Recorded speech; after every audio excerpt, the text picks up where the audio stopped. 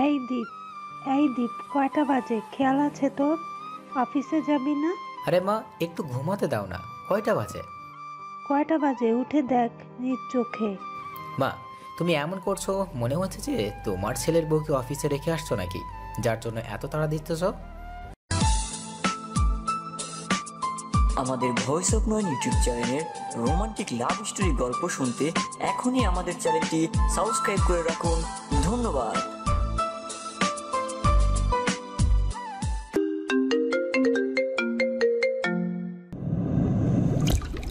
তারপর দীপের মা দিল দীপের পেছনে বরাবর এক থাপ্পড়। থাপ্পড় খেয়ে দীপ চিৎকার করে বলে, আও! আরে আল্লাহ গো, আমার পিছনটা বুঝি গেল রে, মরে গেলাম। ওই ফাজলামি বাদ দিয়ে তাড়াতাড়ি চল নিচে। মা, তোমায় আমার কি গরু পেয়েছ যে আমার পেছন দিয়ে থাপ্পড় দিয়ে চেক করছো? আমার পেছনের অবস্থা কি হয়েছে আল্লাহই জানে। ফাজলামি বাদ দিয়ে নিচে আয়, তোর আব্বু অপেক্ষা করছে। এই বলে দীপের আম্মু চলে যায়। দীপ উঠে ফ্রেশ হয়ে নিচে যেতেই দীপের বাবা বলে, দীপ, আমরা তোর জন্য মেয়ে দেখছি, তুইও চল আমাদের সাথে। ইন্না লিল্লাহ, আল্লাহ গো, এরা আমায় কোরবানি দিয়েই দিবে বলে ঠিক করেছে। কোরবানি হওয়ার আগে আল্লাহ তুমি হেলিকপ্টার পাঠাও, আমি চলে আসি তোমার কাছে, তবুও বিয়া করবো না। আরে বাবা চল না, মেয়েটা আমাদের মোটামুটি পছন্দ। আমি যদি জোর করো তাহলে আমি জঙ্গলে বনবাসে চলে যাব। বনবাসে যাওয়ার আগে বিয়ে করে নে, জঙ্গলে গিয়ে না হয় মঙ্গল করিস। মাঝে মাঝে মনে হয় বাবা তুমি ফাজলামতে আমারও বাপ। আসলে মাঝে মাঝে তোমার আমার বন্ধু মনে হয়। বাবা আর মা হলো সন্তানের প্রথম বন্ধু। তোমায় আমার বন্ধু করতে ভয় হয়, হঠাৎ কোনো একদিন বাঁশ দিয়ে দেবে। এভাবে আমায় ভয় পাস রে আমার বাপ, আর বাবাকে একটু সম্মান দে। বাবা সাহসীদের সম্মান করা হয়, তুমি তো ভীতু। কি বললি? আমি ভীতু? আমি যে ভীতু তার প্রমাণ দে তো তুই। প্রমাণ দিব কি? হ্যাঁ, প্রমাণ কর আমি যে ভীতু। মা বাঁচাও, আমার বাবা আমায় মারছে। দীপের বাবা দীপের মুখ চেপে ধরে আর বলে, কেন মিথ্যা বলছিস আমার বাপ? তোর আম্মু আমায় শেষ করে ফেলবে। চুপ কর বাবা আমার। দেখলা, তোমায় প্রমাণ দিলাম তুমি কেমন ভীতু, বলেই হাসতে লাগলাম। বাবা, তুমি মাকে এতটা ভয় পাও আবার হাসছো আমায় ভয় দেখাতে। বাবা দীপ, বিয়া তো করো নাই, বুঝবা কেমনে বউয়ের প্যারা কি জিনিস। দাঁড়া, তোরও বিয়ে দিয়ে দেই, তখন বুঝবে বউয়ের প্যারা কি আর কয় প্রকার। মা, মা! দীপের মা রান্নাঘর হাতে খুন্তি হাতে নিয়ে বেরিয়ে এসে বলেন, কি হয়েছে, চিৎকার করছিস কেন? মা, তুমি কি বাবাকে প্যারা দাও? বাবা এক্ষুনি বলল তুমি নাকি প্যারার উপর রাখো। দীপের মুখে এমন কথা শুনে দীপের মা দীপের বাবার দিকে গরম চোখ করে বলে, কি বললে তুমি? আমি তোমার প্যারার উপর রাখি? আজকে তোমার খাবার বন্ধ। দীপের বাবা তখন ইশারায় বলে দীপকে তার মাকে যেন ম্যানেজ করে। তখন দীপ কি আর করার, হাজার হোক নিজের বাবা তো, তাই মাকে বললাম, আসলে মা আমি পরীক্ষা করছিলাম বাবা তোমায় কতটা ভয় পায়। দীপের মা একেবারে দীপের বাবা আর দীপের দিকে রাগি চোখে তাকিয়ে রান্নাঘরে চলে যায়। দীপ তখন বাবার কাছে গিয়ে বলে, বাবা তোমার এই ছেলের সাথে লাগতে এসো না, না হলে শুধু বাঁশ। সিঁড়ি দিয়ে নিচে নামতে নামতে দীপের ছোট বোন অমি বলে, গুড মর্নিং ভাইয়া আর বাবা। আপনাদের আমার পরিচয় দেওয়া হয়নি, চলুন পরিচয় পর্ব শুরু করা যাক। আমি দীপ। আমার বাবা একজন অবসরপ্রাপ্ত সার্জন আর মা হলেন গৃহিণী। আর আমার ছোট একটি বোন আছে, নাম অমি। অমি ইন্টার প্রথম বর্ষে পড়াশোনা করছে। আমি একটা জব করছি, জব বলতে লোক দেখানোর জন্য, গল্পে থাকলে বুঝতে পারবেন। আমরা বরিশালে বসবাস করি। চলুন গল্পে যাওয়া যাক। গুড মর্নিং মামুনি। শুভ সকাল বলতে হয় আপু। তা তোমরা কি নিয়ে হাসাহাসি করছিলে বাবার ভাইয়া? দীপ যখন কিছু বলতে যাবে তার আগে দীপের বাবা বললেন, তেমন কিছু না রে, অফিসের কিছু কথা নিয়ে। দীপকে ইশারায় চুপ হয়ে বসে থাকতে বললেন তার বাবা। সবাই এই রকম মজা করে সকলে নাস্তা করে। নাস্তা শেষে অমি বলে, ভাইয়া আজকে আমি কলেজে নামিয়ে দিতে পারবি? আচ্ছা তুই রেডি হয়ে নে, আমিও রেডি হচ্ছি। নাস্তা শেষে সবাই চলে যায় যার রুমে রেডি হওয়ার জন্য। কিছুক্ষণ পর সবাই চলে যাবে যার যার গন্তব্যে। দীপ রেডি হয়ে নিচে বসে আছে প্রায় 20 মিনিট। তখন দীপ অমিকে বলে, ওই অমি কুত্তি, আর কত আটা ময়দা মাখবি নিচায়? আল্লাহ যে কবে সয়াবিন তেলে এই আটা আর ময়দার দাম বাড়াবে। ওই বান্দর, আমি আটা ময়দা মাখি না, আমি মেকআপ দিই। তুই যে এসব বলছিস, সব পাঠিকা আপুরা কিন্তু শুনছে। আরে আমি তো পাঠিকা আপুদের বলি নাই, আমি তো তোরে বলছি। পাঠিকা আপুরা, আপনারা রাগ করিয়েন না প্লিজ। ওই কুত্তি, গাড়িতে ওঠ। তারপর দীপ গাড়ি স্টার্ট দিয়ে রওনা দিল কলেজের উদ্দেশ্যে। তখন আমি বলে, জানিস ভাইয়া, তুই না অনেক ভালো, তোর মতো কোনো ভাইয়াই হয় না। তুই হলে পৃথিবীর শ্রেষ্ঠ ভাইয়া। আমার বান্ধবীরা বলে তোর ভাইয়া তোকে খুব ভালোবাসে, কিন্তু আমাদের ভাইয়ারা আমাদের ভালোবাসে না। বাজারে তেলের অনেক দাম, তাই তেল না মেরে কি বলবি বল কুত্তি। আমি মুখ ভেঙচি দিয়ে বলে, এই বান্দর তো সব কিছু বুঝে নে ভাইয়া। তুই যদি সেনাবাহিনীর সিক্রেট কমান্ডো হতে, তাহলে দেশে কোনো সন্ত্রাসী থাকতো না। দীপ তখন মুচকি হেসে দিয়ে, যেটা রহস্য দীপ ছাড়া কেউ বুঝবে না। তখন দীপ বলে, কি লাগবে বল, আর এত তেল না মেরে বল। আমি কি তোরে কোনো কিছুতে না বলছি? তুই তো আমার সুইট ভাইয়া। ওই কুত্তি, আমার গাল ছাড়। আল্লাহ, আমার গালের 12টা বাজিয়ে দিচ্ছে। ভাইয়া, আমার একটা ম্যাকলুপ লাগবে। কখন লাগবে? যখন লাগবে আমায় বলিস। কালকে বিকেলে তুই ফ্রি থাকলে কালকেই। আচ্ছা। কথা বলতে বলতে দীপেরা কলেজে চলে আসে। গাড়ি যখন কলেজের ভিতরে প্রবেশ করলো, তখন সবাই তাকিয়েছিল। আমি তখন বলে, দেখ ভাইয়া, সবাই যে কেমন করে তাকিয়ে আছে। হাসি দিয়ে বলি, চোখ আছে তো থাকবেই। দীপ গাড়ি পার্কিং করে অমিকে নামিয়ে দেয়। আমি তখন দীপের গালে আবার টান দিয়ে বলে, বান্দর, সাবধানে অফিসে যাবি। ওই কুত্তি, আমার গাল ছাড়। বাহ ভাইয়া। ক্লাসগুলো মন দিয়ে করবি, তার কোনো সমস্যা হলে আমায় বলবি। এই বলে দীপ গাড়ি নিয়ে অফিসে চলে যায়। অমি যখন তার বান্ধবীদের কাছে যায়, তখন অমির বান্ধবী তুলি বলে, দোস্ত, তোর ভাইয়া না অনেক কিউট, কি বডি আছে। তুলি আর কিছু বলার আগে অনুভব করলো তার গাল চলে যাচ্ছে। যতক্ষণে তুলি বুঝতে পারলো তার সাথে কি হয়েছে, ততক্ষণে অমি আর তার বাকি বান্ধবীরা চলে গেছে ক্লাসে।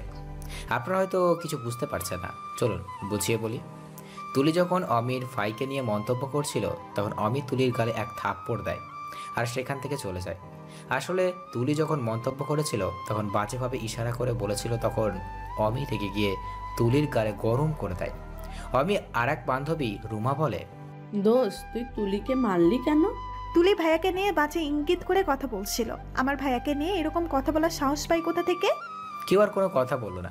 অমি ক্লাস শেষ হওয়ার আগে দীপকে কল দিয়ে বলে, ভাইয়া, আমার ক্লাস শেষ, তুই এসে আমায় নিয়ে যা। আচ্ছা আসি। দীপ কথা বলার সময় বুঝতে পারলো অমি রেগে আছে। দীপের মাথায় আজে বাজে চিন্তা করছে।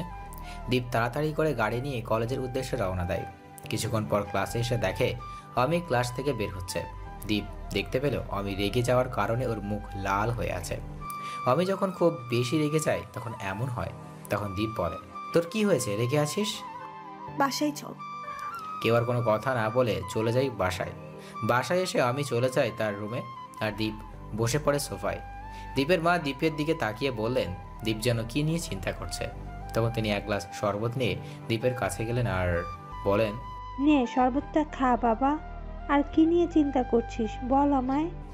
মা, তুমি বুঝলে কেমন করে যে আমি কিছু নিয়ে চিন্তায় আছি? মায়েরা সব বুঝতে পারে রে বাবা। কি হয়েছে বল আমায় বাবা। শরবতটা শেষ করে দীপ তার মাকে সব কিছু খুলে বলে। সব শুনে দীপের মা বলেন, আচ্ছা বাবা, এই কথা, তুই রুমে গিয়ে ফ্রেশ হয়ে খেতে বস, আমি অমির সাথে কথা বলছি। দীপের মায়ের কথার মতো চলে যায় তার রুমে। দুপুরের খাবার খাওয়ার জন্য সবাই যখন খাবার টেবিলে আসে, তখন অমির মা বলেন, কি রে অমি, তোর কি হয়েছে? আর কি জন্য রেগে আছিস? দীপ তো টেনশন করছে। অমি তখন দীপের দিকে তাকিয়ে দেখে সত্যি দীপ টেনশনে করছে। তখন অমি বলে, শোন তাহলে। তখন সকালে কলেজে ঘটে যাওয়া সমস্ত কিছু খুলে বলে। অমির কথা শুনে তো মা বাবা অবাক। দীপ কি বলবে বুঝতে পারছে না। তখন মা বললেন, এই সামান্য বিষয় নিয়ে তুই রাগ করে কথা বলছিস না? আচ্ছা, এখানে দীপের দোষ কোথায় বলতো আমায়? তোমার ছেলের তো কোনো দোষ নেই। আমি তখন রেগেছিলাম বলে কথা বলি নাই। সরি ভাইয়া, আসলে তুমি এমন বাজেভাবে ইঙ্গিত দিয়ে কথা বলছিলে, এটা শুনেই মাথা প্রচন্ড গরম হয়ে যায়। আচ্ছা খাবার শেষ কর এখন, আর বিকেলে তোর ওটা কিনে দিব। অমিকে কি কিনে দিবি তুই দীপ? মা, অমির একটা ম্যাকবুক লাগবে, ওইটাই কিনে দিব। ও আচ্ছা। মা বাবা আর অমি, তোমাদের একটা সারপ্রাইজ আছে। কি সারপ্রাইজ ভাইয়া, বলো তো? সময় এলেই দেখতে পারবে। তোর কি প্রমোশন হয়েছে? আমি হেসে বললাম, সেটা সেটা সময় হলে টিভিতে দেখতে পাবে। খাওয়া দাওয়া করে সবাই চলে যায় নিচের রুমে। আসলে দুপুরে খাবার খেয়ে সবাই রেস্ট নেয়। দীপও তার রুমে এসে ঘুমিয়ে পড়ে। ফোনের রিং শব্দে ঘুম ভেঙে যায় দীপের। তাকিয়ে দেখে সেনাপ্রধানের কল রিসিভ করে সালাম দিয়ে বলে, আসসালামু আলাইকুম স্যার, কেমন আছেন আপনি? ভালো না মাস্টার। এই আমার কোড নেম। আসলে কোনো অপারেশনে বা কোনো সিক্রেট মিটিংয়ে আমাদের কোড নেম ব্যবহার করা হয়। আমাকে বাংলাদেশের সবাই মাস্টার নামে ছেড়ে। মাস্টার যতটা অপারেশনে পরিচালনা করছে সব কটিতে আল্লাহর দোয়াতে ভালোভাবে শেষ করতে পারছি। 1 ঘন্টার ভিতরে আমাদের সিক্রেট রুমে দেখতে চাই, আর বাকিদের ও আমি বলেছি। জি স্যার, আমি আসছি। দীপ উঠে ফ্রেশ হয়ে নিচে যেতেই মা আর বাবা একসাথে বলল, কি রে তুই এই সন্ধ্যাবেলা কই যাস? আমি বললাম, স্যার কল দিয়েছিলেন, কি যেন জরুরি কাজ পড়েছে তাই যেতে বলল। সাবধানে যাবি আর বেশি রাত করবি না। আচ্ছা মা, বাই। বাবা আর মা এই বলে বেরিয়ে পড়ি। আর 30 মিনিট পরে আমি পৌঁছে যাই আমাদের সিক্রেট রুমে। কিছুক্ষণ পর সবাই চলে আসে আর মিটিং শুরু হয়। একটি জঙ্গলের এরিয়া দেখিয়ে বললেন, এই জঙ্গলের মাঝে বরিশালের শীর্ষ সন্ত্রাসী আবুলের দল মিলে কয়েকজন জেলে ও কিছু টুরিস্টের অপহরণ করেছে। এখনো কোনো বাহিনী পারেনি এদের উদ্ধার করতে। সবাই আমাদের কমান্ডের সাহায্য চেয়েছে, তাই তোমাদের এখানে ডাকা হয়েছে। সেনাপ্রধান স্যার আরও কিছু দ্বীপের বুঝিয়ে দিলেন ও জায়গার ব্যাপারে। তখন সেনাপ্রধান স্যার বললেন, এই টিম লিড করবে মাস্টার। মাস্টার, তুমি তোমার কি প্রয়োজন হবে আর কখন যাবে সেখানে সেটা আমার জানিয়ে দিও। আজকে রাতে যাব অপারেশনে, আর আমাদের কাছে যা প্রয়োজনীয় যেসব সামগ্রী আছে ওইগুলো দিয়েই হবে। তারপর সেনাপ্রধান স্যার চলে গেলেন। দ্বীপ পাখিদের নিয়ে ওই জায়গায় আর কিছু তথ্য নিয়ে দ্বীপ প্ল্যান করে ফেলে। আমি মাকে কল দিয়ে বলি, আজকে রাতে অফিসে থাকতে হবে, অনেক কাজ আছে। সব শুনে দ্বীপের মা বলেন, আচ্ছা বাবা, সাবধানে থাকিস। আমার 7:30 দিকে রওনা দিই। ওই জায়গায় অপারেশন শুরু করব রাত 10টায়। রাত 9টার দিকে চলে আসি ওই জায়গায়। তারপর বাকি বাহিনীর সদস্যদের কাছ থেকে আরও তথ্য সংগ্রহ করে ভিতরে কয়েকজন হবে এইগুলো জানতে পারি। আমরা রাত 10টার দিক থেকে অপারেশন শুরু করি। দীর্ঘ 2 ঘন্টা অপারেশন শেষ, সবাইকে নিরাপদে মুক্তি করে আনি। আর গোলাগুলির সময় আবুল নিহত হয়। আমি সবাইকে নিয়ে আমাদের সেনাপ্রধান স্যারের অফিসে নিয়ে আসি। আমি সেনাপ্রধান স্যারের কাছে সব কিছু বুঝিয়ে বাসায় আস্তে আস্তে রাত 4টা বেজে যায়। বাসার ডুপ্লিকেট চাবি দিয়ে দরজা খোলা তো আমি অবাক হয়ে যাই, কারণ বাবা আর আমি সোফায় বসে টিভিতে খবর দেখছে আমাদের অপারেশন, আর মা জায়নামাজে বসে নামাজ পড়ছে। দরজা খোলার শব্দে সবাই তখন আমার দিকে ঘোরে। আমি গিয়ে কিছু বলার আগেই মা আমায় একটা চড় লাগিয়ে দিল। আমি গিয়ে বললাম, মা আমায় মারলে কেন? তুই যে কমান্ডোতে চাকরি করিস সেটা আমাদের বলিস নাই কেন? আমরা কি তোকে না করতাম? তোমরা জানলে কেমন করে? আমি তখন দ্বীপের সামনে এসে বলে, আমি বলি, শোন তাহলে। আমি যখন তোর ল্যাপটপ নেওয়ার জন্য তোর রুমে যাই তখন ল্যাপটপ পাইনি, সারা রুমে খুঁজে। তখন তোর আলমারিতে খুঁজতে লাগলাম, তখন কিছু কাগজে আমার চোখ যায়। কাগজগুলো লুকিয়ে রাখা, তুই তো জানিস আমি আবার কারো অনুমতি ছাড়া হাত দিই না। পরে ভাবলাম তুই তো আমার বান্দর ভাইয়া, তাই কাগজগুলো বার করে মার বাবাকে দেখাই। জানিস ভাইয়া, আমি না অনেক খুশি, আমার ভাইয়া একজন কমান্ডো। তখন দীপ সব বুঝতে পারে। তখন অমির কান ধরে বলে, এই কুত্তি, তুই কেন আমার আলমারিতে হাত দিস? আর তোর জন্য আমি আজকে মায়ের হাতে চড় খেলাম। ও ভাইয়া লাগছে, মাগো ছাড় বলছি ভাইয়া। মা বাবা এখনো কেন জেগে আছো বুঝলাম। ওই কুত্তি, তুই আর বাবাকে নিয়ে ঘুমাতে পারিস নাই? জানিস না বাবা আর মায়ের রাত জাগা ঠিক না? আমি অনেকবার বলেছি কিন্তু তোর কথা তোরা শুনে নাই, এটাই তো। আমি দীপের দিকে তাকিয়ে একটা মুখ ভেঙে দিল। দীপের মা তখন বললেন, তুই ঠিক আছিস তো বাবা? কোনো আঘাত পাসনি তো? আমি বললাম, মা তোমার ছেলেকে কেউ আঘাত করবে? আরে আমার ছেলেকে কেউ এত সহজে আঘাত করতে পারবে না, কারণ ওকে তো ওর আর কিছু না বলে থেমে গেলেন দীপের বাবা। দীপ কিছু বলতে যাবে তার আগেই তার মা বললেন, যা বাবা, ফ্রেশ হয়ে নিচে আয়, সবাই একসাথে খাবার খাবো। আমি চোখ গরম করে বললাম, ভালোই তো, তোমরা এখনো না খেয়ে আছো। অমিকে কিছু বলবো তার আগেও বলল, ওই বান্দর, আমায় কিছু বললে তোর মাথা ফাটিয়ে দিব। বাবা আর মা কি আমার কথা শোনে? দীপ আর কিছু না বলে ফ্রেশ হয়ে নিচে এসে খাবার খেয়ে রুমে গিয়ে ঘুমিয়ে পড়ে। পরের দিন যখন শুক্রবার ছিল, দীপের ঘুম ভেঙে অমির কণ্ঠে। অমি বলে, ওই আর কত ঘুমাবি? সকাল 11টা বাজে, জুম্মার নামাজে যাবি না? আমি বললাম, কি বললি? 11টা বাজে, আগে ডাকবি না? তোরে 10:30 থেকে ডাকছি, কিন্তু তুই তো ঘুমাইতেছিস। আমি তাড়াতাড়ি করে উঠে ফ্রেশ হয়ে নিচে গিয়ে নাস্তা করে রুমে এসে গোসল করে রেডি হয়ে নামাজের উদ্দেশ্যে মসজিদে যাওয়ার জন্য বের হই। মসজিদে গিয়ে নামাজ পড়ে বাসায় এসে দুপুরের খাবার খেয়ে ঘুমিয়ে পড়ি। বিকালে মায়ের ডাকে ঘুম ভাঙে। কি রে, নামাজে যাবি না? আমি বললাম, যাবো তো। এই বলে আমি ফ্রেশ হয়ে মসজিদে যাই। নামাজ শেষ করে আমি বাসায় আসলে রাহুল বাসায় আসার পর অমি বলে, ভাইয়া চল না, বাইরে থেকে ঘুরে আসি।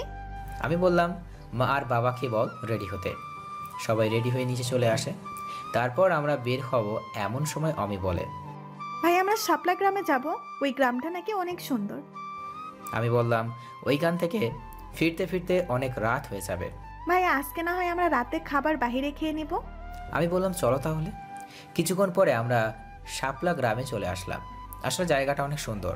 এই জায়গায় যে কেউ আসলে তার মনটা আপনা আপনিই ভালো হয়ে যাবে, কারণ শাপলা ফুল দিয়ে পুরো বিলটা সম্পূর্ণ। আমরা সবাই মিলে অনেক ঘোরাঘুরি করে বাসায় ফিরে আসার আগে রাতের খাবার খেয়ে আসলাম। বাসায় এসে যে যার রুমে গিয়ে ঘুমিয়ে পড়ি। এইভাবে চলে যায় কিছুদিন। একদিন বাসায় বসে আমি কাজ করছিলাম, তখন দেখি আমার ফোন বাজছে। আমি তাকিয়ে দেখি অমি ফোন দিয়েছে। আমি অবাক হয়ে যাই এই সময় অমির ফোন দেখে। আমি তাড়াতাড়ি ফোন রিসিভ করেই ফোনের ওপাশ থেকে কান্নার শব্দ আসতে লাগলো। আমি এই কান্না শুনে আমি জিজ্ঞেস করি, ওই অমি, তোর কি হয়েছে? আর কান্না করছিস কেন? অমি কান্না জড়ানো কণ্ঠে বলল, ভাইয়া কলেজের কিছু বখাটের ছেলে আমার গায়ে হাত দিয়েছে আর আমার ওড়না নিয়ে গেছে। এই কথা শুনে আমার মাথায় রক্ত উঠে যায়। আমি বললাম, তুই কলেজে থাক, আমি 10 মিনিটের ভিতরে আসতেছি। আমি বাইক নিয়ে বেরিয়ে কলেজের উদ্দেশ্যে বেরিয়ে পড়ি। কিছু সময় পর কলেজে চলে আসি। আমাকে দেখে অমি আমার কাছে চলে আসে। আমি বললাম, ছেলেগুলো কোথায়? অমি বলে, ভাইয়া ওই যে মাঠের মাঝে। আমি তাকিয়ে দেখি কিছু ছেলে মিলে একটা মেয়েকে সিগারেট খাওয়ানোর জন্য জোর করছে। এটা দেখে আমার মাথা আরও খারাপ হয়ে গেল। আমি ছেলেগুলোর কাছে যেতেই একটা ছেলে বলে, এইখানে কি চাস? আর তোকে তো আমাদের কলেজের মনে হচ্ছে না। আমি বললাম, মেয়েটিকে, আপু তুমি যাও এখান থেকে, বখাটাদের লিডার বলে। তুই কে রে? ওই মালটাকে কেন যাওয়ার জন্য বললি? আমি ওর কথা শুনে আর চুপ থাকতে পারলাম না। দিলাম ছেলেটার নাক বরাবর এক ঘুষি। সাথে সাথে ছেলেটার নাক দিয়ে রক্ত পড়তে শুরু করে। ওই ছেলেটার সাথে থাকা ছেলেগুলো আসলো আমাকে মারার জন্য। সব কটাকে মেরে মাটিতে শুয়ে দিলাম।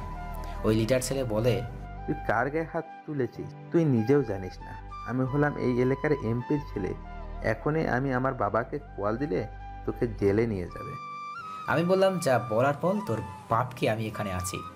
ছেলেটা কাকে যেন ফোন দিল। কিছুক্ষণ পর পুলিশ এসো। পুলিশটা কাছে গিয়ে আমায় দেখিয়ে দিল। পুলিশের ওসি আমার কাছে এসে বলল, চল থানায়। আমি বললাম, আমার অপরাধ কি অফিসার? শালা তুই এমপির ছেলের গায়ে হাত তুলেছিস আর বলছিস অপরাধ কি? আমি বললাম, থানায় নেওয়া হলে ওদের নিয়ে যান, আমি যাব না থানায়। ওসি আমার শার্টের কলার ধরে বলে, তুই যাবি না, তোর বাপ যাবে। আমার কলারে হাত দেওয়া আমি পছন্দ করি না। আর আমার বাবা তুলে কথা বলেছে। আমি সোজা ওসির পেট বরাবর দিলাম এক লাথি। লাথিকে ওসি মাটিতে পড়ে যায়। বাকি পুলিশ সদস্যরা আসলে আমি ওদেরও মেরে মেরে বখাটাদের মতো করে দিই। আমি আমার ফোন দিয়ে পুলিশের ডিআইজিকে বলি, ডিআইজি স্যার, 10 মিনিটের ভিতরে এই কলেজে আপনাকে দেখতে চাই। কলেজের সবাই আমার দিকে তাকিয়ে আছে। আমি তো অনেক খুশি। কিছু সময় পর ডিআইজি স্যার আমার কাছে এসে স্যালুট দিবে, তার আগে আমি ইশারায় থামিয়ে দিই। আমি ডিআইজি স্যারকে সব কিছু খুলে বলি। স্যার বলে, আমি এদের এখন প্রত্যাহার করছি আর এদের এখনই থানায় নিয়ে যাচ্ছি। আপনি চিন্তা করবেন না, এই কলেজে আর কোনো সমস্যা হবে না। আমি নিজেই এখন এই কলেজের সব দিক খেয়াল রাখবো, যাতে কোনো বখাটে এখানে আসতে পারে না। তারপর দীপ অমিকে নিয়ে বাসায় চলে আসে। বাসায় এসে দীপের রুমে আর অমির রুমে। নিচে ফ্রেশ হতেই দেখতেই ওদের মা বলেন, কি রে, আজকে তোরা একসাথে বাসায় আসলি? কোথাও ও গিয়েছিলি? আমি বললাম, আমি কিছু কারণে ওর কলেজে গিয়েছিলাম। তখন অমি বলল, বাসায় আসবে তাই একসাথে আসলাম। সত্যি বললে আবার দীপকে চড় খেতে হতো আর অনেক রাগ করবে, তাই বলে নাই। ওইদিকে পুলিশ ওসি ডিআইজিকে বলছে, স্যার ওই ছেলেটা কে? আপনি ওকে আপনি আপনি বলছেন কেন? আমি না আসলে তোমরা এপার থেকে ওপারে চলে যেতে। স্যার, কে ছেলেটা? পরিচয় জেনে লাভ নেই ওদের গাড়িতে তুলো আর তোমাদের প্রত্যাহার করা হলো। এমপির ছেলেকে পুলিশ আটক করেছে জেনে এমপি ডিআইজিকে ফোন দিয়ে বলে, ওই ডিআইজি, আমার ছেলেকে কাকে জিজ্ঞেস করে আটক করেছিস? এখনই ছেড়ে দে। এমপি সাহেব, আপনার ছেলে মেয়েদের সাথে খারাপ ব্যবহার আর র্যাগিং করার জন্য আটক করা হয়েছে। আর আমরা আটক করি নাই, সেনাবাহিনীর এক সদস্য ওকে হাতে নাতে গ্রেপ্তার করেছে। আপনার জন্য একটা কাজ করতে পারি। আপনি যদি মুচলেকা দেন তাহলে ছেড়ে দিতে পারি। আপনি যেহেতু একজন সম্মানীয় ব্যক্তি। আমি আসতেছি। কিছু সময় পর শোন ডিআইজি, আমি ওই ছেলের অবস্থা খারাপ করে দিব। ওই ছেলেকে শিক্ষা দেওয়ার জন্য আমায় যা কিছু করা লাগবে আমি তাই করব। ডিআইজি স্যার শুধু বললেন, এমপি সাহেব, আগুন নিয়ে খেলতে যাবেন না, না হলে পুড়ে ছাই হয়ে যাবেন। এরপর ডিআইজি স্যার দীপকে কল দিয়ে সব কিছু বলেন। তখন দীপ বলে, আমি বললাম স্যার চিন্তা করবেন না, আজকে থেকে সেনাবাহিনীর নজরে থাকবে এই কলেজ। আমি ডিআইজি স্যারের সাথে কথা বলে সেনাপ্রধান স্যারকে কল দিয়ে আজকে সব কিছু খুলে বললাম। স্যার বললেন, তুমি চিন্তা করো না মাস্টার, কালকে থেকে ওই কলেজের ছদ্মবেশে কয়েকজন পড়াশোনা করবে আর তোমার বোনের উপর কোনো বিপদ আসবে না। আমি স্যারের সাথে কথা বলে নিচে গিয়ে খাবার খেয়ে আসি। কিছুদিন পর আমি আমার রুমে ল্যাপটপে কাজ করছিলাম, তখন একজন ছদ্মবেশী সেনা সদস্য কল আসে। স্যার, এই কলেজে অনেক খারাপ কাজ করা হয় রাতের আধারে। তখন সেনা সদস্যের কথা শুনে দীপ বলে, কীরকম কাজ? সেনা সদস্য বলল, স্যার, এখানে রাতের বেলা বড় কন্টেনার করে মেয়েদের এনে কলেজের পিছনে একটা বিল্ডিংয়ে রাখা হয়। প্রত্যেক মঙ্গলবার রাতে ওদের আবার কন্টেনারে করে কোথায় যেন পাঠিয়ে দেওয়া হয়। আর সাথে ড্রাগস এর কাজ চলে এখানে। এর কাজে এমপি, তার ছেলে আর একজন আছে, তার পরিচয় জানতে পারি নাই। আমি বললাম আচ্ছা, সব ইনফরমেশন কারো কাছ থেকে শেয়ার করবে না, আর তোমরা সামনে মঙ্গলবারে মিশনের জন্য প্রস্তুতি নিও। আমি ফোন কেটে সেনাপ্রধান স্যারকে কল দিই। স্যার বলেন, কি ব্যাপার মাস্টার, এত রাতে কল দিলে যে? আমি বললাম স্যার তারপর সব কিছু খুলে বলি। তুমি কবে অপারেশনটা করতে চাও? আমি বললাম স্যার যেহেতু ওরা প্রত্যেক মঙ্গলবার মেয়েদের নিয়ে কলেজে থাকে, বের হয়ে যায়, ওই সময় আমরা ওদের পিছু নিলে ওদের বসকে ধরতে পারবো। মাস্টার, তোমার উপর আমার ভরসা আছে, আর তুমি আমাদের সিক্রেট কমান্ডের মাঝে বেস্ট। আমি বললাম স্যার আপনি দোয়া করবেন আমি যেন সফল হই। তখন সেনাপ্রধান স্যার বলেন, মাস্টার, তুমি অপারেশনটা কিভাবে পরিচালনা করবে? আই মেন কাদের নিয়ে তুমি অপারেশন পরিচালনা করবে? আমি বললাম স্যার আমার টিম নিয়ে, ওদের প্রতি আমার পুরো বিশ্বাস আছে। স্যারের সাথে আরও কিছু কথা বলে ঘুমিয়ে পড়ি। সকালে দীপ ফ্রেশ হয়ে নিচে গিয়ে বাবা আর মায়ের সাথে কথা বলে নাস্তা করে সোফায় বসেছিল। তখন বাবা বললেন, কিরে বাবা, তুই অফিসে যাবি না? আমি বললাম ভালো লাগছে না বাবা। কি রে বাবা, তোর শরীর খারাপ নাকি? আমি বললাম না মা, আমি অমিকে নিয়ে আজকে ওর কলেজে যাব। কিছুক্ষণ পর অমি নিচে এসে মাকে বলে, মা, নাস্তা দাও। টেবিলে বসো, আমি দিচ্ছি। অমি আমায় সোফায় বসা দেখে আমার কাছে এসে বলতো, ভাইয়া তুই ঠিক আছিস তো? আমি বললাম আরে কিছু না, আজকে থেকে আমি তোর কলেজে নিয়ে যাব আর আসবো, নাস্তা করে নিয়ে লেট হয়ে যাচ্ছে। অমি নাস্তা শেষ হলে ভাই বোন মিলে কলেজের উদ্দেশ্যে বেরিয়ে পড়ে। তখন দীপ তখন অমিকে বলল, অমি তাদের কলেজের পিছনে কোনো বিল্ডিং আছে? হ্যাঁ ভাইয়া আছে, ওইখানে আমাদের যাওয়া নিষেধ। ওই জায়গার এমপির ছেলে থাকে, জানিস ভাইয়া? ওই জায়গা থেকে মাঝে মাঝে মেয়েদের লাশ আর বিভিন্ন সাইজের বক্স বের করে ট্রাক দিয়ে কোথায় যেন নিয়ে যায়। দীপ তখন সব শুনে বলল, কলেজের কমিটি কিছু বলে না? না, কেন? এই কমিটির প্রধান হলেন আমাদের এমপি সাহেব, তাই কেউ কিছু বলে না, আর ওই জায়গায় কেউ যাওয়ার সাহস করে না। আচ্ছা এই ব্যাপার তাহলে। কি ভাইয়া? কিছু না, তুই কলেজ ক্লাস শেষ হলে একা একা কোথাও যাবি না। কেন ভাইয়া? যা বলছি তাই করবি, আর ক্লাস শেষ হলে এর আগে আমায় কল দিয়ে বলবি। এইভাবে কিছুদিন চলে যায়। অবশেষে সেই কাঙ্ক্ষিত দিন মঙ্গলবার চলে আসে। আমি সন্ধ্যার সময় আমার টিমের সবাইকে বলি কলেজের পাশে অবস্থান নেওয়ার জন্য। আমি ওই ছদ্মবেশী সেনা সদস্যদের বললাম তোমরা কলেজের পিছনে বিল্ডিংয়ের পাশে অবস্থান নাও, আমি সবসময় আপডেট দিবে। আমি দেখলাম একটা ট্রাক কন্টেইনার নিয়ে কলেজের ভিতরে প্রবেশ করে। আমি ছদ্মবেশী সেনা সদস্যদের বললাম কন্টেইনারের ভিতরে যাচ্ছে, সাবধানে থাকার জন্য, আর কন্টেইনার বাইরে হলে সংকেত দেওয়ার জন্য। কিছু সময় পর সেনা সদস্য কল দিয়ে বলে, স্যার ওরা মেয়েদের ট্রাকে তুলছে, আমরা কি পজিশন নিয়ে নিব কি? আমি বললাম তোমরা একটা কাজ করতে পারবে কি? কি কাজ স্যার বলেন? আমি বললাম তোমরা কি ট্রাকের ড্রাইভার সাজতে পারবে? স্যার পারবো। আমি বললাম গুড। ট্রাকের ড্রাইভার সিটে বসার পর আমায় মেসেজ দিবে। সেনা সদস্য কিছু সময় পর মেসেজ দিল, সেখানে লেখা ছিল, স্যার উইকেট স্ট্রাক। আমি তখন আমার প্ল্যান বললাম সদস্যদের। সেনা সদস্যদের বললাম কানে ব্লুটুথ লাগিয়ে রাখবে আর কিছু সময় পর পর আমায় ওখানকার আপডেট দিবে, তবে তোমরা কোনো ঝুঁকি নিবে না, সাবধানে কাজ করবে। কিছু সময় পর সেনা সদস্য মেসেজ এলো দীপের ফোনে। দীপ তখন সেনাপ্রধান স্যারকে লোকেশন দিয়ে বলল আর দীপ তার প্ল্যান বলল। কিছু সময় পর ট্রাকগুলো বের হলো কলেজ থেকে। ট্রাকগুলো বরিশাল শেষ প্রান্তে বর্ডারের আগে একটা জঙ্গলে নিয়ে যায়।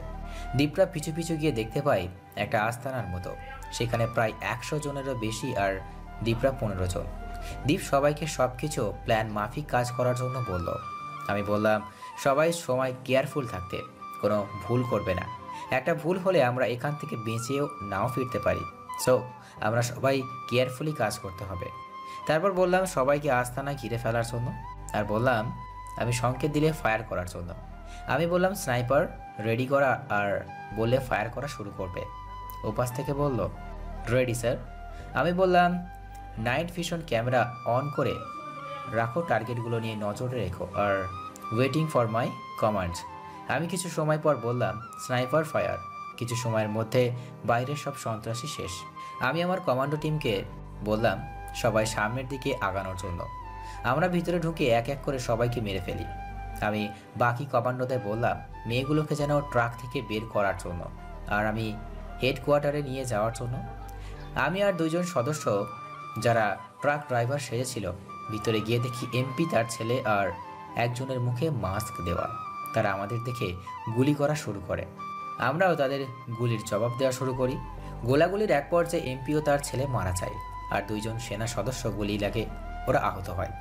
দ্বীপ সদস্যদের কভার করার সময় কিছুটা বেখেয়ালি হয়ে যায়। ওই সময় মাস্ক পরা ব্যক্তি দ্বীপের পায়ে গুলি করে দেয়। দ্বীপ গুলি খেয়ে পাল্টা গুলি করে ওই মাস্ক পরা ব্যক্তির পেটে, সাথে সাথে মাস্ক পরা ব্যক্তিটি মাটিতে লুটিয়ে পড়ে। আমি ওকে লোকটার কাছে গিয়ে সেই মাস্কটা খুলবো, তখন 2টি গুলি আমার বুকে এসে লাগে, আমি মাটিতে পড়ে যাই। আমি পেছনে ঘুরে দেখি একই মাস্ক পরা আরেকজন লোক আমার কাছে এসে বলে, কি অফিসার, আমাদের আটক করতে এসেছিস? শুনে রাখ, আমাদের কেউ আটক করতে পারবে না। তুই তো একটা সামান্য অফিসার, আর কয়েকদিন পরে শুরু হবে বাংলাদেশে এমএসসি গ্যাং এর তাণ্ডব।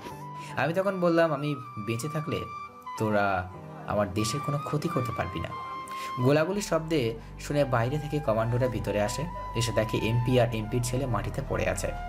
সামনে এগিয়ে দেখতে পাই সদস্যরা মাটিতে পড়ে আছে। তাদের গলার নিচে হাত দিয়ে দেখলো তারা বেঁচে আছে, তবে অজ্ঞান। পানি দিয়ে তাদের জ্ঞান ফেরানো হলো। কমান্ডোর এক সদস্য জিজ্ঞেস করলো, মাস্টার স্যার কোথায়? সেনা সদস্য কোনোভাবে কাঁপাকাঁপি গলায় বলল, স্যার আমাদের বাসাতে এগিয়ে এসে গুলি লাগে স্যারের পায়ে, তারপর আর বলতে পারি না। এইদিকে মাস্ক পরা লোকটি আমার কথা শুনে হাসতে হাসতে আমার কাছে এসে মাথায় আঘাত করে। আমি চিৎকার করে আহ বলে উঠি। আঘাত করার সাথে সাথে মনে হলো আমার মাথায় ভিতরে সব কিছু বুঝি বেরিয়ে আসবে, ওরা সেই গাড়িতে উঠবে। আমি তখন লোকটির পায়ে ধরি, তখন লোকটা আমার বুকের এক পাশে গুলি করে, তবু আমি ছাড়ছি না। দেখে আমার বুকের আর এক পাশে গুলি করে, তখন আমার আর কিছু মনে নেই। দ্বীপের চিৎকার শুনে কমান্ডোরা সামনের দিকে আগায়। কিছুটা সামনে দেখতে পাই দ্বীপ আস্তানার পিছনে রাস্তার পাশে পড়ে আছে। কমান্ডোরা দেখলো দ্বীপের পাশে একটা বড় হাইএস গাড়ি দাঁড়িয়ে, আর ভিতরে 2 জন লোক উঠে গেল, আর তাদের মধ্যে একজনের হাতে অস্ত্র। দ্বীপ মাটিতে পড়ে আছে, এটা থেকে ওরা বুঝে যায়। তারপর গুলি করা শুরু করে, ওরা গাড়ি নিয়ে পালিয়ে যায়। কমান্ডোরা দ্বীপের কাছে এসে দেখে দ্বীপের অবস্থা ভালো না। কমান্ডোদের মাঝে একজন হেডকোয়ার্টারে খবর দেয় তাড়াতাড়ি হেলিকপ্টারের ব্যবস্থা করার জন্য। দ্বীপের অবস্থা ভালো না। কিছুক্ষণের মধ্যে সেনাপ্রধান এয়ার অ্যাম্বুলেন্স নিয়ে সেই জায়গায় আসলেন। দ্বীপকে অ্যাম্বুলেন্সে করে ঢাকায় আনা হয়। ঢাকার হাসপাতালে নিয়ে আসার পর দ্বীপকে অপারেশন থিয়েটারে নেওয়া হয়। অনেকক্ষণ হয়ে যাওয়ার পরেও ডাক্তাররা অপারেশন থিয়েটার থেকে বের হচ্ছেন না। এটা দেখে সেনাপ্রধান সহ বাকি টিম মেম্বাররা চিন্তা করছে দীপের কি কিছু হয়ে গেল। সেনাপ্রধান তখন পায়চারি করছে দেখে মনে হবে তিনি অনেক টেনশনে আছেন। কিছু সময় পর Dhaka medical doctor operation theatre থেকে বের হলেন। তখন সেনাপ্রধান স্যার জিজ্ঞেস করলেন ডাক্তারকে, ডাক্তার দীপ এখন কেমন আছে? ডাক্তার তখন মাথা নিচু করে নিলেন। ডাক্তার কিছুই বলছেন না। তখন সেনাপ্রধান স্যার আবার বললেন, কি হলো ডাক্তার, কথা বলছেন না যে? দীপ কেমন আছে? দেখুন স্যার, এই ছেলের অবস্থা ভালো না। আমাদের এখানে এই ছেলেকে বাঁচানো সম্ভব নয়। আমাদের এখানে ডিজিটাল মেশিন নেই। আপনারা এনাকে সিঙ্গাপুর নিয়ে যান। কি বলছেন? আপনারা পারবেন না মানে? দেখুন স্যার, এই ছেলের মাথায় আঘাত করা হয়েছে। মাথার পিছনে আঘাতটা অনেক গভীর এবং ছেলেটার ফুসফুসের অনেক কাছাকাছি গুলি লেগেছে, যার জন্য ছেলেটার প্রাণের ঝুঁকি রয়েছে। আমাদের এখানে সেই রকম কোনো কিছু নেই এই অপারেশন করার জন্য। গুলি আর মাথার আঘাতের জন্য ওর জীবন সংকটপূর্ণ। ডাক্তার কথা শুনে সেনাপ্রধান অনেক টেনশনে পড়ে গেলেন। তখন সেনাপ্রধান কল দিয়ে দীপের বাসায় জানিয়ে দেয়। দীপের কথা শুনে মা বাবা আর অমি কান্না করতে লাগলো। কিছুক্ষণ পর মা বাবা আর অমি হাসপাতালে এসে শুনে যে দীপের অবস্থা ভালো না, যে কোনো সময় কিছু একটা হয়ে যাবে। তাড়াতাড়ি যদি কোনো ব্যবস্থা না নেওয়া হয় তাহলে যে কোনো সময় কিছু হয়ে যেতে পারে। অমি তখন বলল, মা বাবা, আমার ভাইয়া তো ঠিক হয়ে যাবে, ভাইয়ার তো কিছু হবে না। দীপের মা অমির কথা শুনে কান্নার বেগ আরও যেন বাড়িয়ে দিল। তবুও নিজেকে শক্ত করে বললেন, আমার ছেলের কিছু হবে না, আমার ছেলে ঠিক হয়ে যাবে, আমার ছেলে আবার আমায় মা বলে ডাকবে। তখন দীপের বাবা উঠে সেনাপ্রধানের কাছে গিয়ে বলেন, আমার ছেলে তো দেশের জন্য কাজ করতে গিয়েছিল, আর পুরস্কার হিসেবে কি আমার ছেলে কি এভাবেই মারা যাবে স্যার? আর কিছু বলতে পারলেন না। সেনাপ্রধান সাথে সাথে মহামান্য রাষ্ট্রপতিকে কল দিয়ে সব কিছু বললেন। রাষ্ট্রপতি সব শুনে বলেন, আচ্ছা সেনাপ্রধান, তোমরা নিয়ে যাও মাস্টারকে, আর আমি সিঙ্গাপুরে মাউন্ট এলিজাবেথ হাসপাতালে বলে দিচ্ছি তোমরা তাড়াতাড়ি করে অ্যাম্বুলেন্স করে নিয়ে যাও, তাড়াতাড়ি। দীপকে এয়ার অ্যাম্বুলেন্সে করে সিঙ্গাপুর নিয়ে যাওয়া হয়। দীপের সাথে সেনাপ্রধান, দীপের মা বাবা আর অমি যায়। দীপকে নিয়ে মাউন্ট এলিজাবেথ হাসপাতালে নেওয়া হয়। সেখান থেকে দীপকে নিয়ে অপারেশন থিয়েটারে নেওয়া হয়। অপারেশন শেষ হয় প্রায় 2 ঘন্টা পরে। অপারেশন থিয়েটার থেকে ডাক্তার বের হয়ে দীপের বাবা জিজ্ঞেস করলেন, ডাক্তার আমার ছেলে কেমন আছে এখন? ডাক্তার কিছু বললেন না। সেনাপ্রধান তখন জিজ্ঞেস করলেন, ডাক্তার কি হয়েছে, কিছু বললেন না যে? অপারেশন সাকসেসফুল, কিন্তু কিন্তু কি ডাক্তার? দেখুন স্যার, এই ছেলের মাথায় অনেক জোরে আঘাত করা হয়েছে। এর আগে যখন ওর অপারেশন করেছিলাম তখন বলেছিলাম ওর মাথায় প্রেশার পড়লে ওর কিছু হতে পারে। মাথায় গভীর আঘাত পায় তাহলে ছেলেটার জীবননাশও হতে পারে। 24 ঘন্টা না গেলে কিছু বলা যাবে না। এই কথা শুনে সবাই কান্না করতে থাকে। অমি তখন বলল, ইয়া আল্লাহ, আমি আমার ভাইয়াকে ছাড়া থাকতে পারবো না। আমার ভাইয়া আমার কাছ থেকে কেড়ে নিও না। দীপের মাও কান্না করতে লাগলেন। কিছু সময় থেমে ডাক্তার বললেন, দেখুন, 24 ঘন্টার আগে কিছু বলা যাবে না, তাই আপনারা ধৈর্য ধরেন আর আল্লাহকে স্মরণ করুন। ডাক্তার, আমি কি আমার ছেলেকে দেখতে পারবো? দেখা করতে পারবেন, তবে কোনো শব্দ করা যাবে না। আমি একজন ডক্টরকে রোগীর পর্যবেক্ষণ করার জন্য বলে দিচ্ছি। ডক্টর তখন সেখান থেকে তার রুমে চলে যান। রুমে গিয়ে ডাক্তার একজনকে কল দিয়ে বলেন, মিস জান্নাত, আপনি আইসিইউতে একজন রোগী আছে, তার দেখাশুনো করবেন। ওপাশ থেকে বলল, জি স্যার। মা আর আমি দীপের পাশে বসে কান্না করছে। কিছু সময় পর একজন দরজা ঠেলে ভিতরে ঢোকে। আমি তো তাকে দেখে অবাক। মা পেছনে ঘুরে তাকাতেই বলল, জান্নাত, তুই এখানে? তখন জান্নাত তাকাই মার দিকে আর বলে, ছোট আন্টি, আমাকে এখানে একজন রোগীর দেখাশোনা করার জন্য বলা হয়েছে। কিন্তু ছোট আন্টি, তোমরা এখানে কেন? দীপের মা কিছু বলার আগেই অমি বলে, আমার ভাইয়া এখানে, তাই আমরা এখানে আপু। জান্নাত অমির দিকে তাকিয়ে বলে, আরে, ওমি তো অনেক বড় হয়ে গিয়েছে। তোমার ভাই মানে? অমি তখন দীপের দিকে আঙুল দিয়ে দেখিয়ে দেয়। জান্নাত তখন দীপের দিকে তাকায়। তখন কিছুক্ষণ দীপের দিকে তাকায়। জান্নাত কিছু বলছে না দেখে অমি তাকায় জান্নাতের দিকে। দেখে জান্নাতের চোখে জল।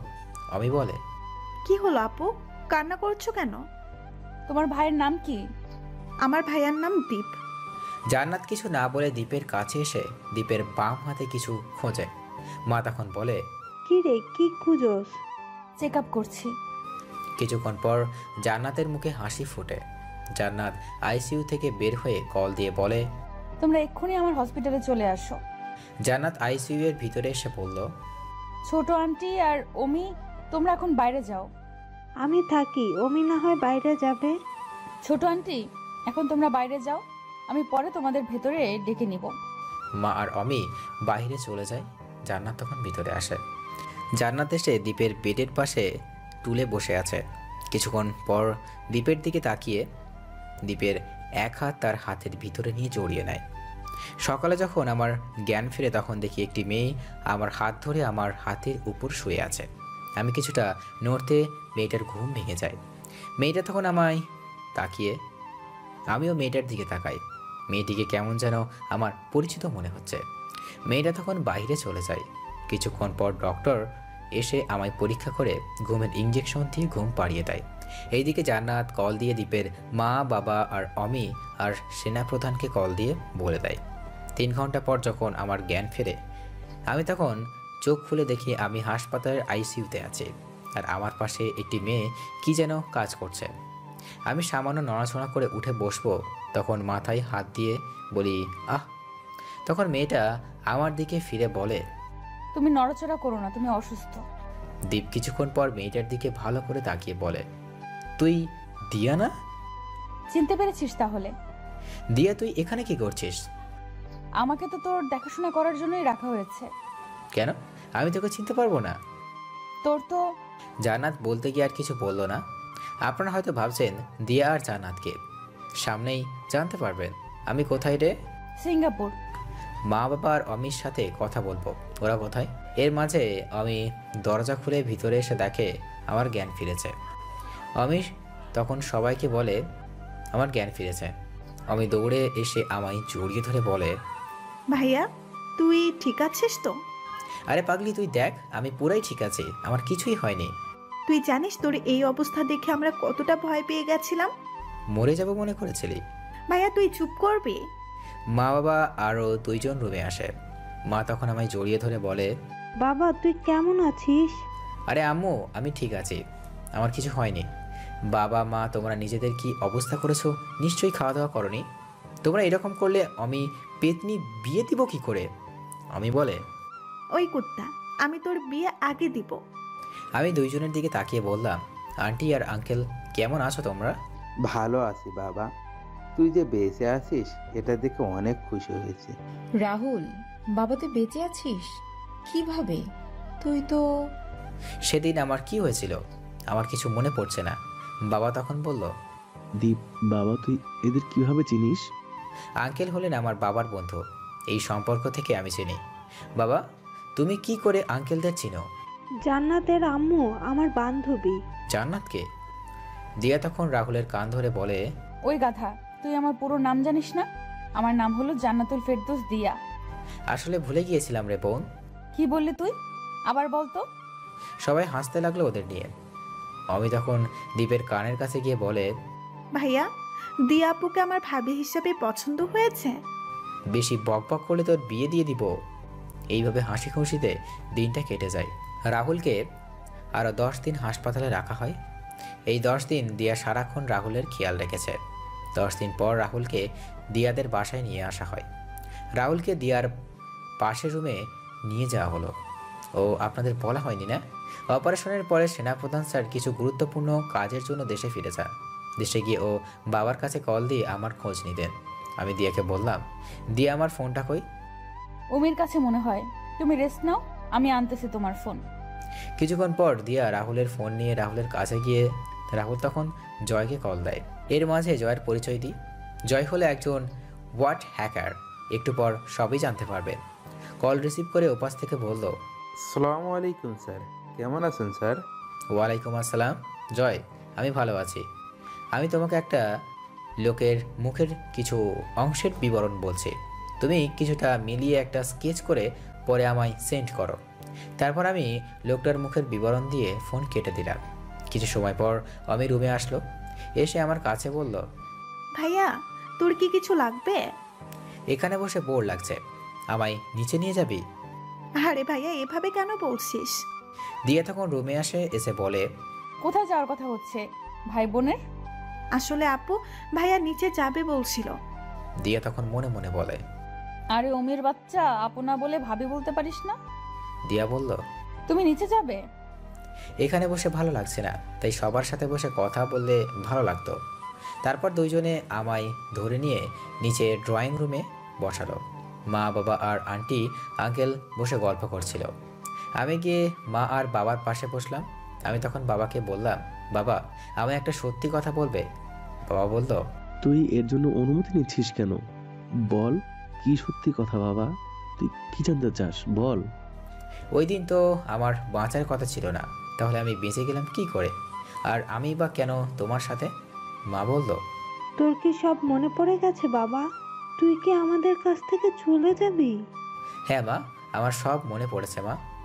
তোমরা এই অনাথকে আশ্রয় দিয়েছো, তোমাদের ফেলে আমি কোথায় যাব বলো তো? বাবার দিকে তাকিয়ে বললাম, বাবা বলো তো সেদিন আমি বেঁচে গেলাম কি করে? বাবা বলল, শোন তাহলে। 4 বছর পিছনে আমি যখন সেদিন তোর অপারেশন করতে যাই, তখন ওটিতে গিয়ে যখন তোকে আমি প্রথম দেখলাম, তখন তোকে আমি কোথায় যেন দেখেছি বলে মনে হতে লাগলো। তখন আমি কিছু সময় চিন্তা করার পর মনে পড়ে তোর মায়ের একটা অ্যালবামে দেখি তোর মা তোকে দেখিয়ে বলেছিল তুই দিয়ার হবু স্বামী। আমি বললাম, দিয়ার হবু স্বামী মানে? আমি তোমাকে এটা শেষে বলবো, আগে ভাই সাহেব শেষ করুক, তারপর আমি বলবো। তারপর বাবা আবারও বলা শুরু করলো, আমি তখনই তোর আঙ্কেলকে কল দিই, কল দিয়ে সবকিছু বলি। তখন তোর আঙ্কেল বলল, ভাই আপনি যত তাড়াতাড়ি পারেন আপনি রাহুলকে নিয়ে সিঙ্গাপুর চলে যান, সেখানে আমার পরিচিত ডাক্তার আছে। আমি আপনাদের যাওয়ার সব ব্যবস্থা করছি। আমার বিশ্বাস ছিল তোকে সিঙ্গাপুর নিয়ে গেলে তুই ভালো হবি। তারপর বাবা আবার বলা শুরু করলো, আমি তখন ফোনে কথা বলে ওটিতে এসে সব ডাক্তারদের বের করে দিই। শুধু যে ডাক্তার তোর চিকিৎসা করছিল তাকে ভিতরে রেখে যায়। আমি আমার একজন পরিচিত ডাক্তার দ্বারা তোর মতো একজন মৃত ছেলে এনে প্লাস্টিক সার্জারি করে তোর মুখে সেম একটা মুখ বসিয়ে দিই। আমি তোকে হসপিটালের পিছনের রাস্তা দিয়ে এয়ারপোর্টে পাঠিয়ে দিই। আর ডাক্তারকে বলি যেন সে বলে তুই মারা গেছিস সবাইকে। আর সেই লাশটা ডাক্তার সবার সামনে রাহুলের বলে দেয়। জানিস, তোর জন্য তোর বন্ধুরা অনেক কান্নাকাটি করেছে। আর তাছাড়া ওই আশ্রমের বাচ্চারাও অনেক বেশি কান্নাকাটি করেছে, তবে 2 জন মানুষ ছাড়া। রাহুল তখন জিজ্ঞেস করলো, রাহুলের বাবাকে সেই 2 জন মানুষ কে? 2 জন জানার আগে তোকে আরো কিছু জানতে হবে। বাবা জানি তোকে বললেও তুই বিশ্বাস করবি না, তবুও তোকে বলি। বাবা শোন, আঙ্কেলের ভাষ্যমতে অতীত। তুই তো জানিস তোর মা ছিলেন একজন ক্রাইম রিপোর্টার আর তোর বাবা ছিলেন একজন বিজনেসম্যান। তোর বাবার আরও একটা পরিচয় ছিল, তোর বাবা ছিলেন একজন সেনাবাহিনীর সিক্রেট কমান্ডার অফিসার। আমি আর তোর বাবা একসাথে কাজ করতাম। একদিন রাতে তোর বাবা আর মা আমার বাসায় এসে ভাবি বলেন, আমাদের দেশে এমএসসি গ্যাং নামে একটা গ্যাং এর আবিষ্কার হয়েছে, যাদের কাজ হলো মেয়েদের পাচার করা আর ড্রাগস স্মাগলিং। আজকে ভোরে তারা কিছু মেয়েকে পাচার করবে। আমি বললাম, ভাবি আপনার কাছে ওদের কি কোনো ডিটেলস আছে যাতে করে ওদের চিহ্নিত করা যায়? তখন ভাবি আমাদের সেখানের একটা ঠিকানা দেন। আমি আর তোর বাবা তখন আমাদের স্যারকে জানাই। স্যার আমাদের অনুমতি দেন। তোমার বাবার নেতৃত্বে আমরা অপারেশন পরিচালনা করি। আমরা সফল হই, তবে এদের মূল মাথাকে ধরতে পারি নাই। তখন আমার এই গ্যাং এর মূল মাথাকে ধরার অনেক চেষ্টা করি, কিন্তু জানতে পারি নাই। ওই গ্যাং আমার আর তোর মা বাবার উপর অনেক হামলা করে, কিন্তু তারা সফল হতে পারেনি। যেদিন আমার বাসায় অনুষ্ঠান ছিল তখন তোমার মা আর বাবা আমার একপাশে ডেকে নিয়ে বলল, বন্ধু, আমরা জানতে পেরেছি এই গ্যাংয়ের প্রধানকে। তুই জানলে তুইও অনেক অবাক হবি। আমাদের জীবনের অনেক ঝুঁকি রয়েছে। আমাদের কিছু হয়ে গেলে বন্ধু, তুই আমাদের অসমাপ্ত কাজটা কিন্তু শেষ অবশ্যই করবি। আর আমার ছেলেকে আমাদের মতো করে দেশের জন্য, দেশের মানুষের জন্য কাজ করার সুযোগ করে দিবি। কি বলছিস তুই বন্ধু? কে সে? তখন তোর মা আর বাবা কিছু বলতে যাবে, তার আগে তোর চাচা চলে আসে, এসে বাসায় যাওয়ার জন্য বলে। যাওয়ার আগে তোর বাবা আমার হাতে একটা কাগজ দিয়ে যায়। এই বলে আঙ্কেল একটা দীর্ঘ নিঃশ্বাস ছাড়লেন। রাহুল তখন বলে, আঙ্কেল ওই কাগজে কি লেখা ছিল? আর ওই দিনই তো বাবা মা সড়ক দুর্ঘটনায় মারা যায়। আঙ্কেল আবার বলা শুরু করলেন, আমি তখন ব্যস্ত থাকার কারণে চিঠিটা খুলে পড়তে পারি নাই। যদি চিঠিটা পড়তে পারতাম তাহলে হয়তো তোর বাবা আর মাকে বাঁচাতে পারতাম। এই বলে আঙ্কেল চোখের জল ফেলে। আঙ্কেল তখন তার লকার থেকে একটা কাগজ এনে আমার হাতে দেন। চিঠিতে লেখা ছিল, বন্ধু, আজকের পর হয়তো আর তোর সাথে আমাদের দেখা হবে না। আমার ছেলেকে তুই দেখে রাখিস। বন্ধু, আমি আর তোর ভাবি মিলে এই গ্যাংয়ের অনেক তথ্য নিয়ে গিয়ে এমন কিছু তথ্য পাই যা তুই শুনলে বিশ্বাস করতে পারবি না। এই গ্যাং পরিচালনা করে আমার নিজের ছোট ভাই মোহাম্মদ শরীফ চৌধুরী। তবে সে একা নয়, তার সাথে রয়েছে আরও বড় মাস্টার মাইন্ড। আমরা যে ওর কারখানার অপারেশনের পরিচালনা করি সেটা সে জানতে পেরে যায়। আমাদের অনেক ভয় দেখিয়েছিল, আমরা যদি তার কথা মতে না চলি তাহলে রাহুলকে মেরে ফেলবে। আমার রুমে একটা লকারের সব প্রমাণ আছে। এই লকারের পাসওয়ার্ড রাহুল জানেন। রাহুল ছাড়া কেউ এই পাসওয়ার্ড খুলতে পারবে না। তুই আমার ছেলেকে নিজের ছেলে মনে করে বড় করিস বন্ধু। জানি না আজকে বাসায় গিয়ে নিজের ছেলেকে কি দেখতে পারবো কিনা। ভালো থাকিস বন্ধু। ইতি জেড। আমি চিঠিতে পড়ে কান্না করে দিই। আমার কান্না দেখে মা আর আন্টি আমার কাছে এসে আমাকে জড়িয়ে ধরেন। সবার চোখে জল। আমি বললাম, আঙ্কেল, তোমরা কি ওই শরীফ চৌধুরীকে ধরতে পেরেছিলে? না রে বাবা, আমি সেই কাজটা করতে পারি না। সেদিন যখন তোর চাচা বাইরে ছিল তখন আমি লুকিয়ে তোর বাবা মা আর মায়ের লাশের ভিডিও করি। আমি তোর বাবা আর মায়ের শরীরের কিছু ছবি তুলে নিই আর কিছু রক্তের স্যাম্পল তুলে নিই। আমি তোর মা আর বাবার দাফন শেষে ওই ছবি আর ভিডিওর রক্তের স্যাম্পল একজন ফরেনসিক ডাক্তারের দেখায়। তখন ডাক্তার বলে, দেখুন আরিফ সাহেব, আমি রক্তের স্যাম্পল আর ভিডিও আর ছবি দেখে যতটুকু বুঝলাম, এদের অনেক অত্যাচার করা হয়েছে আর ড্রাগস দেয়া হয়েছে। এই মহিলা, মানে আপনি যাকে আপনার বন্ধুর স্ত্রী বলছেন, তাকে তিলে তিলে হত্যা করা হয়েছে। আপনি ভিডিওতে দেখবেন শরীরের কোনো জায়গায় একাধিক জায়গায় আঘাত করা হলে সেখানে রক্ত জমাট বেঁধে নীলাভ কালার ধারণ করে, যেমন এই ভিডিওতে দেখা যাচ্ছে। তো চাচিকে ও একইভাবে অত্যাচার করা হয়েছে। এর কিছুদিন পর একদিন তোর ছোট চাচা তার লোক নিয়ে এসে আমার বাসায় এসে আমার স্ত্রী আর মেয়েরকে মেরে ফেলবে বলে হুমকি দেয়। তখন আমি বাধ্য হয়ে চাকরি ছেড়ে সিঙ্গাপুর চলে আসি। তখন রাহুল বলে, আঙ্কেল তুমি চিন্তা করো না, আমি বাবা মা আর মমতাময়ী চাচি হত্যার প্রতিশোধ নিব। কিছুক্ষণ পর আমার ফোনে একজন স্কেচের ছবি আসে। আমি এই ছবিটি দেখে কিছু পরিচিত মনে হলো। আমি আঙ্কেলকে ছবিটা দেখিয়ে বললাম, আঙ্কেল দেখো তো, একে চিনতে পারছো কি না? কি, তুই একে চিনতে পারছিস না? না আঙ্কেল, তবে কোথায় জানি দেখেছি মনে হচ্ছে। আরে, এ তো তোর বাবার প্রিয় হাসিবুর। তোর বাবার মৃত্যুর পর আর কোনো খোঁজ পাওয়া যায়নি। আমার বুকে যে গুলি করেছিল জানো কে করেছে? কেন, পাচারকারীরা তোকে গুলি করেছিল? রাহুল তখন কিছু সময় পর বলল, বাবা, এই পিএই আমায় গুলি করেছিল আর বলেছিল আমাদের দেশে এমএসসি গ্যাংয়ের তাণ্ডব শুরু করবে। তোর বাবা আর মায়ের মৃত্যুর কিছুদিন আগে তোর চাচা একে পিএর জন্য নিয়োগ দেয়। আচ্ছা, এই গ্যাংয়ের কোনো ইনফরমেশন আছে তোমার কাছে? না, তবে এই গ্যাং এর সব পরিকল্পনা দুবাই থেকে করা হয়। দুবাই থেকে মানে? তো ছোট চাচা দুবাই থাকে, বাংলাদেশের খুব কম দিনই থাকে। হয়েছে তোমাদের এখন, খাবে চলো, ছেলেটা এখন রেস্ট নিক, তারপর না হয় কথা হবে। তারপর সবাই মিলে খাওয়া দাওয়া করে কিছু সময় আড্ডা দিয়ে সবাই ঘুমিয়ে পড়ে।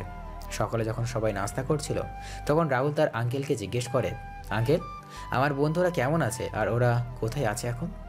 রাহুলের আঙ্কেল কিছু বলার আগেই রাহুলের আন্টি বলে, এখন আর কোনো কথা নয়, খাবার শেষ, তোমরা তোমাদের কথা বলো। খাবার শেষ করে সবাই যখন ড্রয়িং রুমে বসলো তখন রাহুল তার আঙ্কেলকে বলার জন্য বলল। আঙ্কেল বলতে শুরু করলো, শাকিল আর সজীব সিঙ্গাপুর ছুটি কাটাচ্ছে। আমি তাদের কল দিয়ে বলেছি আমার বাসায় আসার জন্য, কিছুক্ষণের মধ্যে চলে আসবে ওরা। রাহুল আজ অনেক খুশি। তার প্রিয় বন্ধুদের সাথে কয়েক বছর পর দেখা হবে, আড্ডা হবে। কিন্তু কে জানতো রাহুলের জন্য আর বড় কিছু অপেক্ষা করছিল। কিছু সময় পর বাসার কলিং বেল বেজে উঠল। রাহুলের আন্টি গিয়ে দরজা খুলে দিলেন। আন্টি কেমন আছেন? ভালো বাবা, তুমি কেমন আছো? আছি, ওই একই রকম। শাকিল কেমন আছো? ভালো আন্টি, আপনি কেমন আছেন? ভালো বাবা। আসো বাবা, ভিতরে আসো। সজীব আর শাকিল ভিতরে গিয়ে আঙ্কেল আর দিয়ার সাথে কথা বলে নেয়। রাহুল কিন্তু তখন আঙ্কেলের পাশে বসা ছিল। সজীব আর শাকিল বারবার রাহুলের দিকে তাকাচ্ছে। সজীব তখন আঙ্কেলকে প্রশ্ন করেই ফেলল। আঙ্কেল, ইনি কে? চিনলাম না তো। ভালো করে দেখতো, চিনতে পারিস কিনা। কিছুটা রাহুলের মতো দেখতে, কিন্তু রাহুল তো আমাদের মাঝে। আর কিছু বলতে পারল না। আরে রাহুলের মতো না, এটা তোমাদের বন্ধু রাহুলই। আঙ্কেলের কথা শুনে সজীব আর শাকিল দুইজনেই দাঁড়িয়ে যায়। দুইজনেই দৌড়ে গিয়ে রাহুলকে জড়িয়ে ধরে কান্না করে দেয়। আরে তোরা কান্না করছিস কেন? তোদের অনেক মিস করেছি বন্ধু। তোদের দেখে মনটা ভরে গেল বন্ধু রে। তুই তো মারা গিয়েছিল, বেঁচে আছিস কিভাবে? রাহুল কিছু বলার আগেই আঙ্কেল সব কিছু খুলে বললেন সজীব আর শাকিলকে।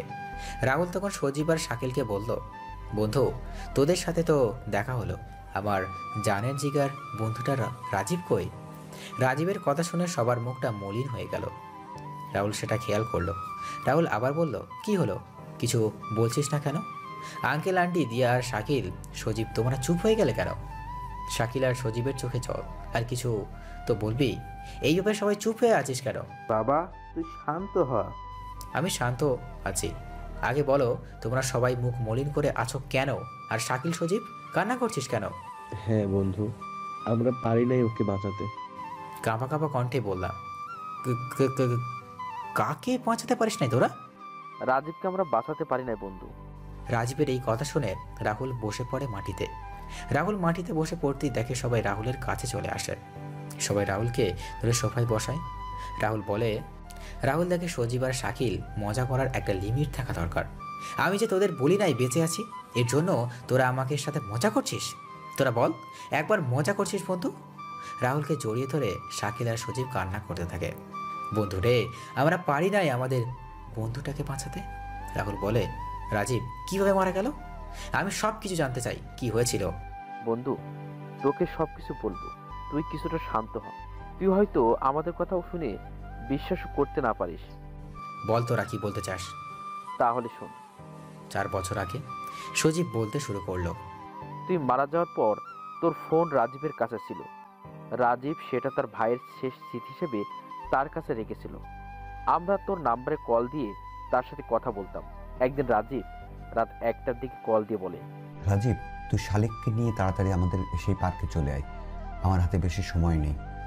আমি যখন কল দেই তখন ফোন বন্ধ পাই। তখন শাকিলকে নিয়ে আমি আমাদের সেই পার্কে চলে যাই। গিয়ে দেখি রাজীব সাথিয়ার শ্রমিককে নিয়ে বসে আছে। রাজীবের শরীর থেকে রক্ত ঝরছে। আমি আর শাকিল এটা দেখে ওর কাছে যাই। গিয়ে দেখতে পাই ওর শরীরে আঘাতের চিহ্ন আর বুলেটের আঘাত। আমি বললাম, এই অবস্থা কেন তোর?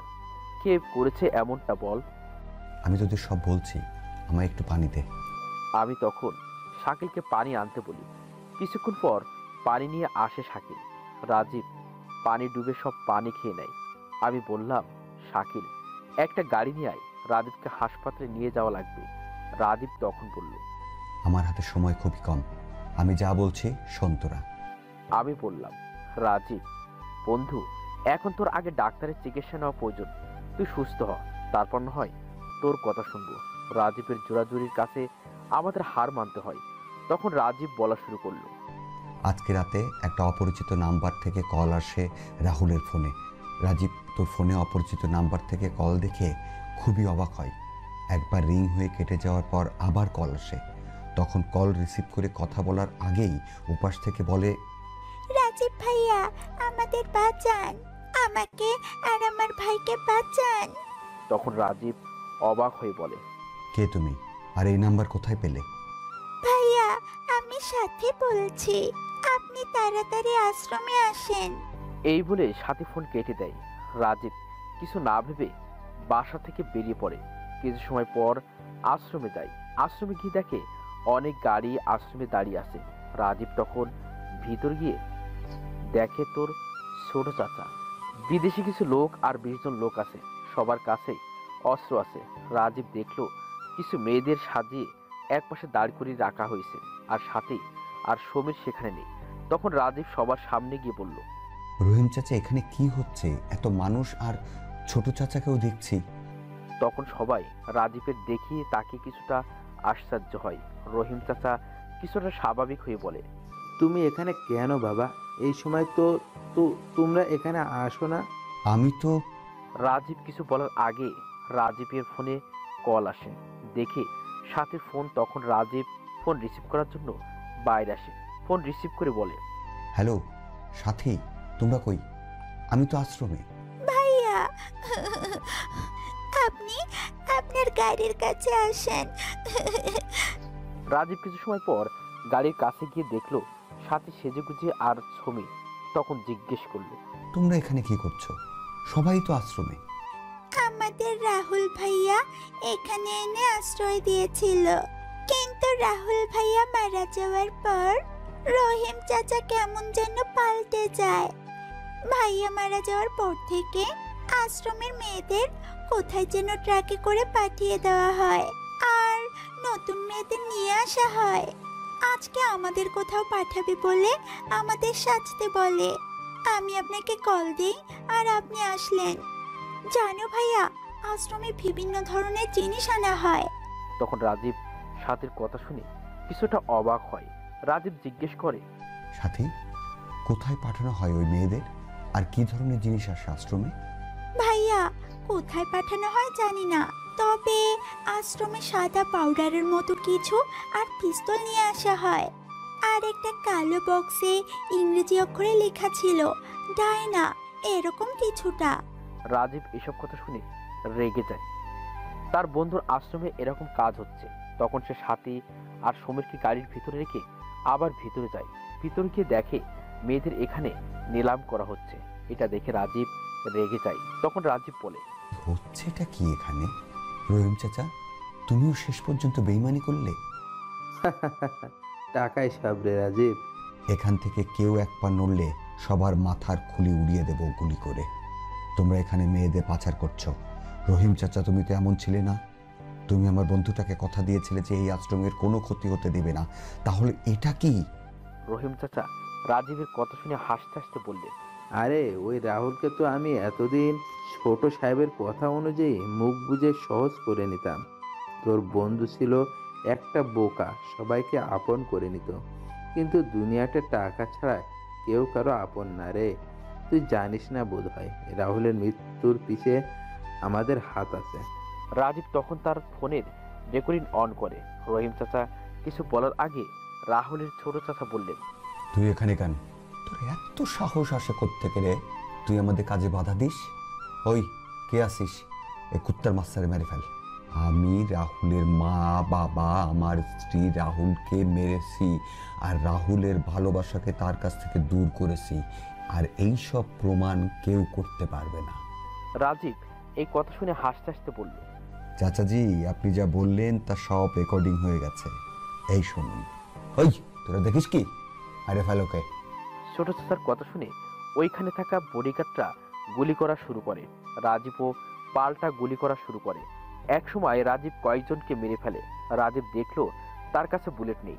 তখন সে সেখান থেকে বেরিয়ে গাড়ির কাছে আসতে যাবে, তখন গুলি লাগে তার বুকে আর পেটে। তবুও অনেক কষ্ট করে গাড়ি নিয়ে বেরিয়ে পড়ে। তখন ছোট চাচা তার গার্ডদের বলে, ওই কুত্তার বাচ্চারে মারতে পারলে সবাইকে 1 লক্ষ টাকা দেব। ছোট চাচার কথা শুনে সব গার্ড রাজীবকে ফলো করতে থাকে। তখন রাজীব আমাদের কল দিয়ে পার্কে আসতে বলে। এই বলে সজীব এক দীর্ঘ শ্বাস ছাড়ে। সবাই নিস্তব্ধ, চোখের কোনায় জল চিকচিক করছে রাহুলের। তখন শাকিল বলা শুরু করে, আমরা যখন পার্কে যাই তখন সবকিছু খুলে বলে রাজীব আমাদের। আমরা জিজ্ঞেস করি প্রমাণ কোথায়। আমরা তখন স্যারের কাছে যাই, তখন বলে RRL। এটাই বলে। আর কিছু জিজ্ঞেস করার আগে রাজীবের বুকে এসে আরেকটা গুলি লাগে। তখন রাজীব মাটিতে বসে পড়ে। আমরা আরেকটা গুলির শব্দ শুনতে পাই। পিছনে ফিরে দেখি সাথীও মাটিতে পড়ে আছে। তার কপাল দিয়ে রক্ত পড়ছে আর কপালে বুলেটের চিহ্ন। আমরা যখন সাথীর কাছে গিয়ে সাথীকে ধাক্কা দিয়ে ডাকি, কিন্তু সাথীর নিথর দেহটা মাটিতে পড়ে থাকে। তখন তোর ছোট চাচা সামনে এসে বলে, অনাথের বাচ্চা, তুই এদের খবর দিয়ে এনে আমার কিছু করতে পারবি? পারবি না। তুই এদের ডেকে এনে বরং এদের মৃত্যুকে ডেকে এনেছিস। সি সি চাচা, আপনি এতটা খারাপ আমরা ভাবতে পারতেছি না। রাহুল আপনাকে নিজের বাবা মার পরে আপনাকে এতটা সম্মান করতো, আর আপনি কি করলেন তাদের সাথে? আরে আমি টাকার জন্য সবকিছু করতে পারি, এরা তো কিছু না। আপনি কি ভাবছেন আপনি এত সব খারাপ কাজ করে পার পেয়ে যাবেন? উপরে আল্লাহ আছে কিন্তু। আমার কেউ কিচ্ছু করতে পারবে না। হ্যাঁ, আমি আমার রাজা, তোদের তো আর বাঁচতে দেওয়া যাবে না রে। আমি আমার প্রমাণ কখনো রাখি না। আবার এই গুলি কর ওদের। এই কথা বলে গার্ডদের বলে যখন গার্ডরা গুলি করতে যাবে তখন কোথা থেকে যেন পুলিশ চলে আসে, আর পুলিশ আসছে দেখে সবাই চলে যায়। আমি আর শাকিল রাজীবের কাছে যাই, গিয়ে দেখি রাজীব মাটিতে পড়ে আছে। তারপর রাজীব আর সাথীকে নিয়ে হাসপাতালে যাই। সেখানে ডাক্তার তাদের মৃত বলে। সেদিন রাজীব আর সাথীকে দাফন করে। আমরা চলে যাই বাসায়। বাসায় গিয়ে জানতে পারি ছোট চাচা আমাদের বাসায় গিয়েছিল আমাদের খুঁজে। তারপর আমরা এখানে চলে আসি ছুটি নিয়ে।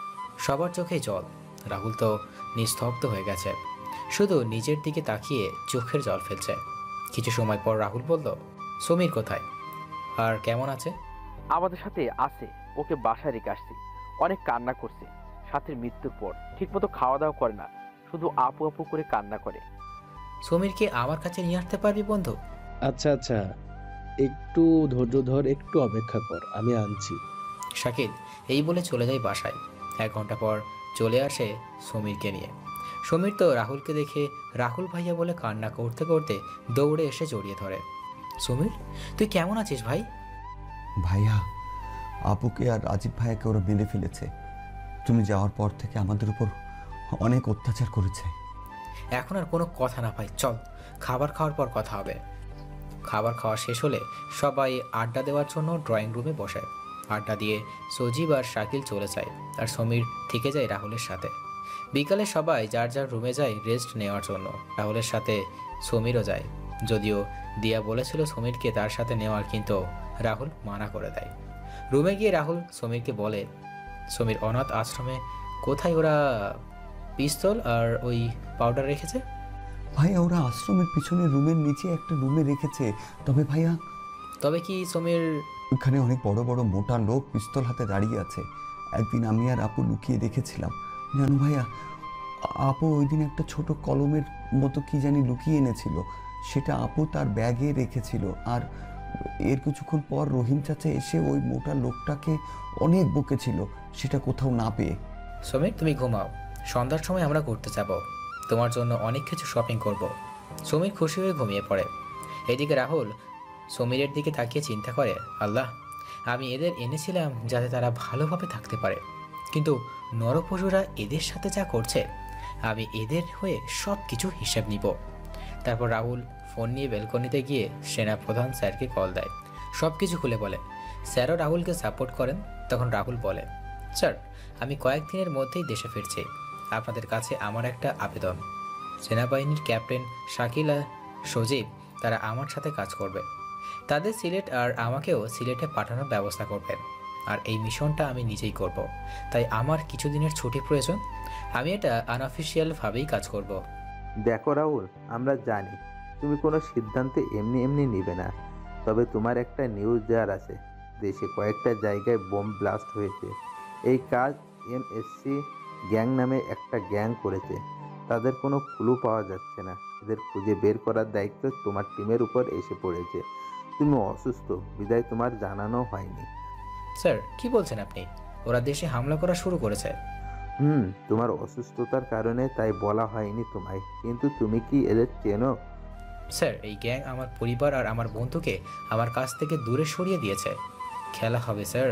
মাস্টার ফিরছে তার আগে টুপে। Master is back. আচ্ছা, আমি ব্যবস্থা নিব। স্যার, আমি দেশে ফিরবো এটা যাতে কেউ জানতে না পারে। এটা আপনার কাছে আমার অনুরোধ। তুমি যেমন চাইবে তেমন হবে। আমি তোমার কাজটা করছি। ফোনে কথা শেষ হলে রাহুলও রুমে এসে শুয়ে পড়ে। সন্ধ্যার সময় ঘুম ভাঙলে দেখতে সমীর পাশে নেয়।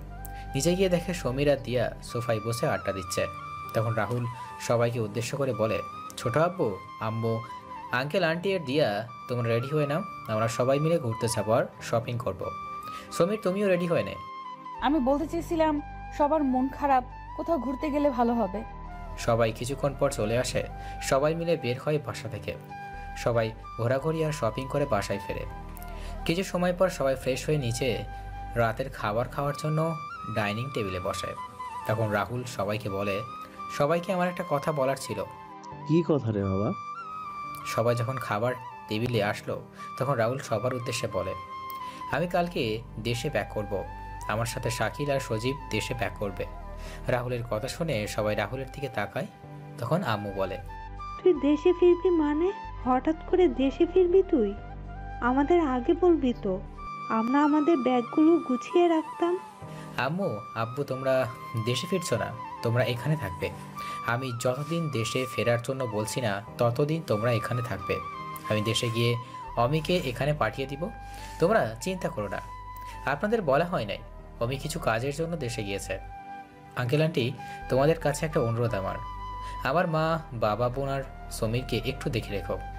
আরে রাহুল, তুই কি বলছিস? তুই কি আমাদের পর ভাবিস? আপা, ভাই সাহেব, অমি আর সমীর এখানে থাকবে। আমি থাকতে এদের কিচ্ছু হবে না। তখন রাহুলের আব্বু বলে, বাবা তোকে বাধা দিব না, কিন্তু হঠাৎ করে দেশে যাচ্ছিস কেন সেটা তো বল। আব্বু দেশে কয়েকটা জায়গায় বোম ব্লাস্ট করা হয়েছে, এতে অনেক মানুষ আহত আর নিহত হয়েছে। কোনো বাহিনী এদের সম্পর্কে কোনো কুল বের করতে পারছে না, তাই আমাদের ডাকা হয়েছে। তাহলে কি রাহুল? আঙ্কেল, তুমি যেটা চিন্তা করছো সেটাই। দেশে কয়েকটা ধ্বংস হয়ে দিয়েছে সেটাই শুনতে পেলাম। সব কিছু হিসেব নেওয়ার সময় এসে গেছে। দিয়া খাবার টেবিল বসে খাচ্ছে না, শুধু মাথা নাড়াচাড়া করছে আর রাহুলের দিকে আর চোখে তাকাচ্ছে। রাহুল সেটা খেয়াল করে বলে, দিয়া খাবার খাচ্ছিস না কেন? তোমার সেখানে না গেলে হয় না? রাহুল তখন দিয়াকে রাগানোর জন্য আবার বলে, কিরে দিয়া আপু, তুই খাবার খাচ্ছিস না কেন? খাবার কি নাড়াচাড়া করলে পেটের খিদা মিটবে? দিয়া তুই রাহুলের মুখে দিয়া আপু শুনে অগ্নি দৃষ্টিতে রাহুলের দিকে তাকায়। দিয়া তাকানোটা সবাই খেয়াল করলো। দিয়া কিছুক্ষণ তাকিয়েছিল রাহুলের দিকে, তারপর উঠে চলে যায় খাবার টেবিল থেকে। দিয়া খাবার টেবিল থেকে ওঠার আগে রাহুল দিয়ার চোখের কোণে পানি দেখেছিল। দিয়ার চোখে পানি দেখে রাহুলও খারাপ লাগলো। তখন আঙ্কেল বলল, রাহুল, তোমাকে একটা কথা বলা হয়নি। কি কথা আঙ্কেল? আমি আর তোমার ছোট বাবা ছোট থেকে তোমার আর দিয়ার বিয়ে দিব বলে ঠিক করে রাখি, কিন্তু যখন আস্তে আস্তে তোমার বড় হলে তখন তোমাদের এনগেজমেন্ট করব বলে ঠিক করি। কিন্তু তার আগে তোমার বাবা আর মা আমাদের ছেড়ে চলে গেল। তুমি যেদিন আমাদের বাসা থেকে চলে গেলে তখন দিয়া সেদিন অনেক কান্না করেছিল। আমার যখন ওকে কান্না করার কারণ জিজ্ঞাসা করি তখন দিয়া বলে, আব্বু আর আম্মু আমি রাহুলকে ভালোবাসি, কিন্তু আমি সেটা রাহুলকে বলতে পারছি না ভয়ে। ও যদি আমায় ফিরিয়ে দেয়, রাহুল যখন আমায় আপু বা বোন বলে, তখন আমার মনে হয় আমার ভেতরটা কেউ চাকু দিয়ে আঘাত করছে। আমি ওকে হারানোর ভয়ে আমার ভালোবাসার কথা বলতে পারি না। আমি কি করব এখন তোমরা বলো? আমরা তখন বলি, তোমার আর ওর বিয়ে ঠিক করা অনেক আগের থেকে, তবে ওকে একটা শর্ত দেই, রাহুল যতদিন স্বাভাবিক হচ্ছে তাকে এই বিষয়ে কিছু না বলার জন্য। তার কিছুদিন পর জানতে পারি যে তুমি মারা গেছো। সেদিন দিয়া অনেক কান্না করেছিল। সেদিন থেকে দিয়া আগের চেয়ে অনেক চুপচাপ হয়ে যায়। আমি সেদিন বুকে পাথর রেখে আমার মেয়েকে বলি, নাই তুমি বেঁচে আছো। আমি প্রতিদিন ভাই সাহেবের কাছে ফোন দিয়ে তোমার খোঁজ নিতাম। এরপর দিয়া আমি সিঙ্গাপুরে পড়ালেখা শেষ করার জন্য পাঠিয়ে দিই। দিয়া সিঙ্গাপুর গিয়ে তোমার ভুলতে পারেনি, প্রতিদিন কান্না করতো। সেদিন তোমার হাসপাতালে দেখতে পেলে সেদিন হয়তো আমার মেয়ে তার জীবনের সবচেয়ে কাঙ্ক্ষিত জিনিসটা বোধহয় পেয়ে গিয়েছিল। তার ফোনে কথা বলা শুনে সেটা আমি বুঝতে পারছিলাম।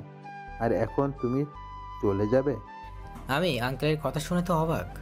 যাকে ভালোবাসতাম সে বুঝলো না আমায়, আমার ভালোবাসা। আর যাকে আমি ভালোবাসি না সে আমার জন্য অনেক কষ্ট করছে। না, আমার এমনটা করা ঠিক হয়নি। আমি খাবার টেবিল থেকে খাবার নিয়ে দিয়ার রুমে হাঁটা দিলাম, আর সবাই তো আমার যাওয়া দেখে হাসছে। আমি দিয়ার রুমে গিয়ে দেখলাম দিয়া রুমে নেই।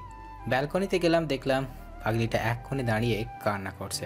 আমার খাবারটা রুমে রেখে দিয়ার পিছনে গিয়ে দাঁড়ালাম। দিয়া পিছনে না তাকিয়ে বলল, এখানে কেন আসছো? তুমি বুঝলে কি করে আমি তোমার পিছনে? সেটা তোমার জানার প্রয়োজন নেই, যাও এখান থেকে।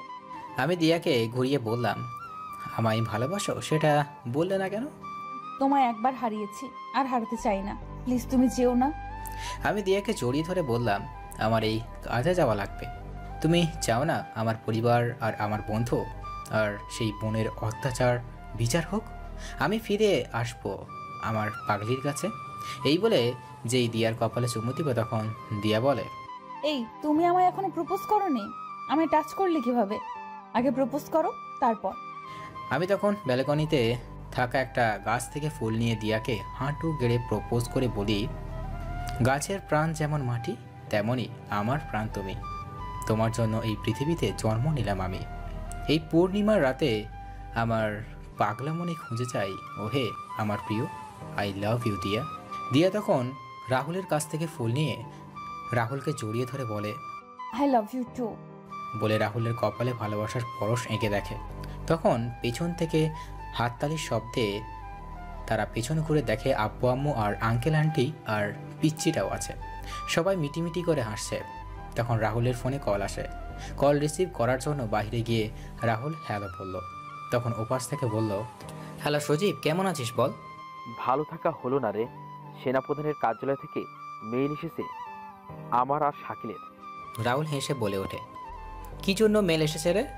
আমাদের ট্রান্সফার করা হয়েছে আর মাস্টার নামক সে ভয়ঙ্কর কমান্ডারের অধীনে কাজ করতে হবে। শাকিল ফোন নিয়ে বলে, বন্ধুরে, জীবনটা বুঝি গেল। শুনেছি মাস্টার নাকি অনেক কঠোর আর চালাক। তোরা কখনো মাস্টারকে দেখেছিস? আরে বেটা, এখনো কারো ভাগ্য হয়নি মাস্টারকে দেখার। আচ্ছা, তুই এত প্রশ্ন করছিস কেন? তুই কি মাস্টারকে চিনিস? আরে বেটা, আমি চিনলে কি তোরে জিজ্ঞেস করতাম? কালকে চলে যাব বন্ধু, দেশে যাব, আর হয়তোবা দেখা হবে না। সজীব ফোন নিয়ে বলে, বন্ধু আর দেখা হবে না, তুই সাবধানে থাকিস। যদি মাস্টারের সাথে কাজে সফল হয় তাহলে দেখা হবে। এখন ঘুমিয়ে পড়, কালকে সকালে 10টায় ফ্লাইট, সকালে বিমানে দেখা হবে। এই বলে রাহুল ফোন কেটে হাসতে থাকে। তখন সবাই হাসির কারণ জিজ্ঞেস করে। তখন রাহুল সব কিছু খুলে বলে। তখন দিয়া বলে, তুমি কি তাহলে সেই মাস্টার যে কোনো মিশনে আজ পর্যন্ত ব্যর্থ হওনি? হ্যাঁ ম্যাডাম, আমি সেই ব্যক্তি। এখন সবাই ঘুমিয়ে পড়ো, সকালে আমায় বের হতে হবে। সবাই চলে যায়, শুধু দিয়া আর রাহুল ছাড়া। আমি তোমার সাথে বাংলাদেশে ফিরতে চাই, প্লিজ। দেখো, আমি বৃষ্টিকে হারিয়েছি, তোমায় হারাতে পারবো না, প্লিজ আমার কথাটা রাখো। বৃষ্টিকে পরে বলবো, এখন বলার জন্য বলছি। আমার এক্স গার্লফ্রেন্ড, আমায় আর কিছু বলতে পারবো না, গুড নাইট। এই বলে রাহুল তার রুমে চলে আসে, এসে ঘুমিয়ে পড়ে। পরের দিন সকালে কারো হাতের স্পর্শ পেয়ে রাহুলের ঘুম ভেঙে যায়। চোখ খুলে দেখে সে দিয়া তার পাশে বসে আছে আর মাথায় হাত বুলিয়ে দিচ্ছে। রাহুল হুড়মুড়িয়ে উঠে বলে, দিয়া, তুমি আমার রুমে এত সকালে? কেউ দেখলে কি ভাববে বলো তো? আরে তুমি এত ভয় পাচ্ছ কেন? আমি তো একটু আগেই রুমে আসলাম। আমি আসলাম আরো তোমায় ঘুম থেকে ডেকে তোলার জন্য। 7টা বাজে, এসে দেখি তুমি ঘুমিয়ে আছো, তাই তো তোমার মাথায় হাত বুলিয়ে দিচ্ছিলাম। যাও ফ্রেশ হয়ে আসো, নিচে সবাই বসে আছে। এই বলে দিয়া নিচে চলে আসে। রাহুলও বাথরুমে গিয়ে ফ্রেশ হয়ে নেয়। তারপর নিচে চলে যায় নাস্তা করার জন্য। নাস্তা শেষে রাহুল চলে আসে রুমে এসে রেডি হয়ে নেয়। তারপর সজীবকে কল দেয়, এই সজীব, কই তোরা? এই তো বন্ধু, রেডি হচ্ছি, এখনই বের হয়ে যাব। আচ্ছা, আমি এয়ারপোর্টে আসছি, তোরাও বেরিয়ে পড়। তুই এয়ারপোর্টে কেন যাবি? এয়ারপোর্টে আসলে সেটা দেখতে পারবি। ওই হালা, হাসছস কেন? আচ্ছা রাখি রে। রাহুল তার প্রয়োজনীয় কাপড় আর কিছু জিনিস নিয়ে নিচে চলে আসে। এসে সবার কাছ থেকে বিদায় নিয়ে বের হবে, এমন সময় সবাইকে দেখতে পেয়েও দিয়াকে দেখতে পায়নি। তখন রাহুল তার আন্টিকে জিজ্ঞেস করে, আন্টি, দিয়া কই? জানি না তো বাবা, ওর রুমে হতে পারে। রাহুল তখন তার ব্যাগ নিচে রেখে দিয়ার রুমে দিকে যায়। সেখানে দেখতে পাই দিয়া রুমের এক করে মাথা নিচু করে কাঁদছে। তখন রাহুল দিয়ার কাঁধে হাত রাখে, পিছনে তাকিয়ে দেখে রাহুলকে জড়িয়ে ধরে কান্না করে। রাহুল তখন বলে, আরে পাগল, কান্না করছো কেন? আমি তো আমার কাজ শেষ করে চলে আসবো। তাছাড়া এখানে তো সবাই আছে, সমীর আছে, আর অমিকে আমি আজকে রাতে এখানে পাঠিয়ে দিব। রাহুল দিয়ার কপালে একটা চুমু দেয়। তারপর তারা নিচে চলে আসে। রাহুল সবার কাছ থেকে বিদায় নিয়ে বেরিয়ে পড়ে। এয়ারপোর্টে এসে দেখে শাকিল আর সাজিব বাইরে দাঁড়িয়ে আছে। তখন সজীব বলে, কি রে, তুই কোথায় যাবি? তোদের সাথে এখন এত প্রশ্ন করবি না, তোর প্রশ্নের উত্তর দিতে দিতে ফ্লাইট মিস হয়ে যাবে। চল। তিনজনে মিলে এয়ারপোর্টে ঢুকে এয়ারপোর্টের সব ফর্মালিটি শেষ করে বিমানে গিয়ে বসে। বিমান কিছু সময় পর ছেড়ে দিল। দীর্ঘ 6 ঘন্টা পর ঢাকা অবতরণ করলো। ঢাকা এয়ারপোর্ট থেকে বেরিয়ে গেলাম আমাদের সেনাপ্রধানের কার্যালয়ে। সেখান থেকে সব কিছু বুঝে নিয়ে স্যারের সাথে কথা বলে তিনজন বেরিয়ে সিলেটের উদ্দেশ্যে। সিলেটে আসার উদ্দেশ্য তিনজন ঠিক করলেও বাসে আসবে। তিনজন মিলে বাসে উঠে পড়ল। দীর্ঘ 7 ঘন্টা জার্নি করে আমরা আমাদের জন্য ঠিক করা একটা ফ্ল্যাটে উঠি। ফ্ল্যাটটা ছিল আমাদের আগের বাসার কাছে। আমি দেখেছি এলাকাটা অনেক পাল্টে গেছে। আমি সজীব আর শাকিলকে বলি, আমি বাইরে থেকে খাবার নিয়ে আসছি, তোরা ফ্রেশ হয়ে নে। আমি এই বলে বেরিয়ে পড়ি। আমি তখন আমার বাসার কাছে আসলাম। এসে দেখলাম বাসার চারপাশে অনেকগুলো কার্ড। আমি দারোয়ানকে জিজ্ঞেস করলাম, চাচা এখানে এত লোক কেন? আমাগো ম্যাডাম আইসেন তাই এত লোক, স্যার আইবেন 15 দিন পরে। দারোয়ান রাহুলের কথার উত্তর দিয়ে রাহুলের দিকে তাকিয়ে বলে, তোমার তো বাবা কোথায় দেখেছি বলে মনে হচ্ছে। আরে বুইড়া বেড়া, তোর এই হাল করলো কেডা? কি ভাবছেন আমি দারোয়ান চাচাকে গালি দিচ্ছি? তাহলে ভুল ভাবছেন। দেখুন দারোয়ান চাচা কি বলে। আপনি কি তাহলে রাহুল বাবা? এই কথাটা আমও তো একজনে কইতো, এই তো মাইরা গেছে। আপনি এইটা জানলেন কেমনে বাবাজি? আরে চাচা তুমি ঠিকই ধরেছ, আমি রাহুল। এই কথা শোনার পর চাচা আমায় জড়িয়ে ধরেন আর বলেন, বাবাজি তুমি এখনো বেঁচে আছো? সবাই যে কইলো তুমি মারা গেছো, আমার তো বিশ্বাস হইতেছে না বাবাজি। চাচা আমায় এখন আল্লাহ বাঁচিয়ে রাখছে কিছু হিসেব নেওয়ার জন্য। আমি তোমার সাথে কথা বললে তুমি সমস্যায় পড়বে। আমি একটা কার্ড চাচার হাতে দিয়ে বললাম, তোমার ডিউটি শেষ হলে এই ঠিকানায় এসো, তোমার সাথে কথা হবে। এই জায়গায় আমি থাকি।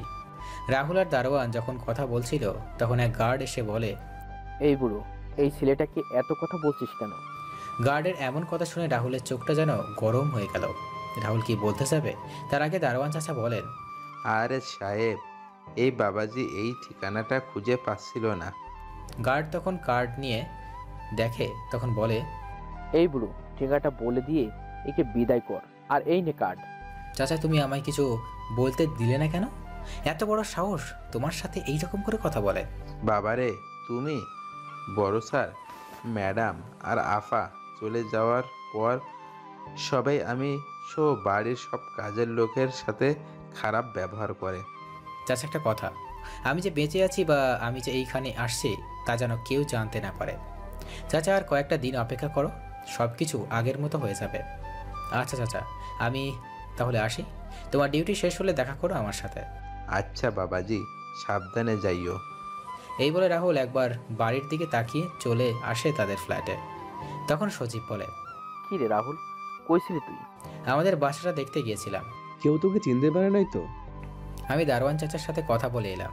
দারোয়ান চাচাকে এখানে ঠিকানা দিয়ে আসছে, রাতে আসবে। তোরা খাবার অর্ডার কর, আমি বাথরুম থেকে আসছি। আর শোন, খাবার একটু বেশি করে অর্ডার করবি। খাবার কেন বেশি অর্ডার করছি সেটা গল্পের সাথে থাকলেই বুঝতে পারবেন। কিছুক্ষণ পর ফ্রেশ হয়ে এসে মা বাবার দিয়ার সাথে কথা বলে নিলাম। এখন অমিকে কল দিতে হবে। কল দিলাম অমিকে। কিছু সময় পর রিসিভ করে অমি বলে, ভাইয়া কেমন আছিস তুই? ভালো বোন, তুই কেমন আছিস? ভালো। মা বাবা কেমন আছে রে? ভালো। কিছুক্ষণ আগে কথা বললাম তাদের সাথে। তাদের সাথে কথা বললি মানে? তুই কোথায় এখন? আমি এখন বাংলাদেশে আছি। ওই তুই না অসুস্থ, তাহলে এখানে কি করিস? আমি একটা মিশনে আসছি। আমি তোর যা বলছি মন দিয়ে শোন।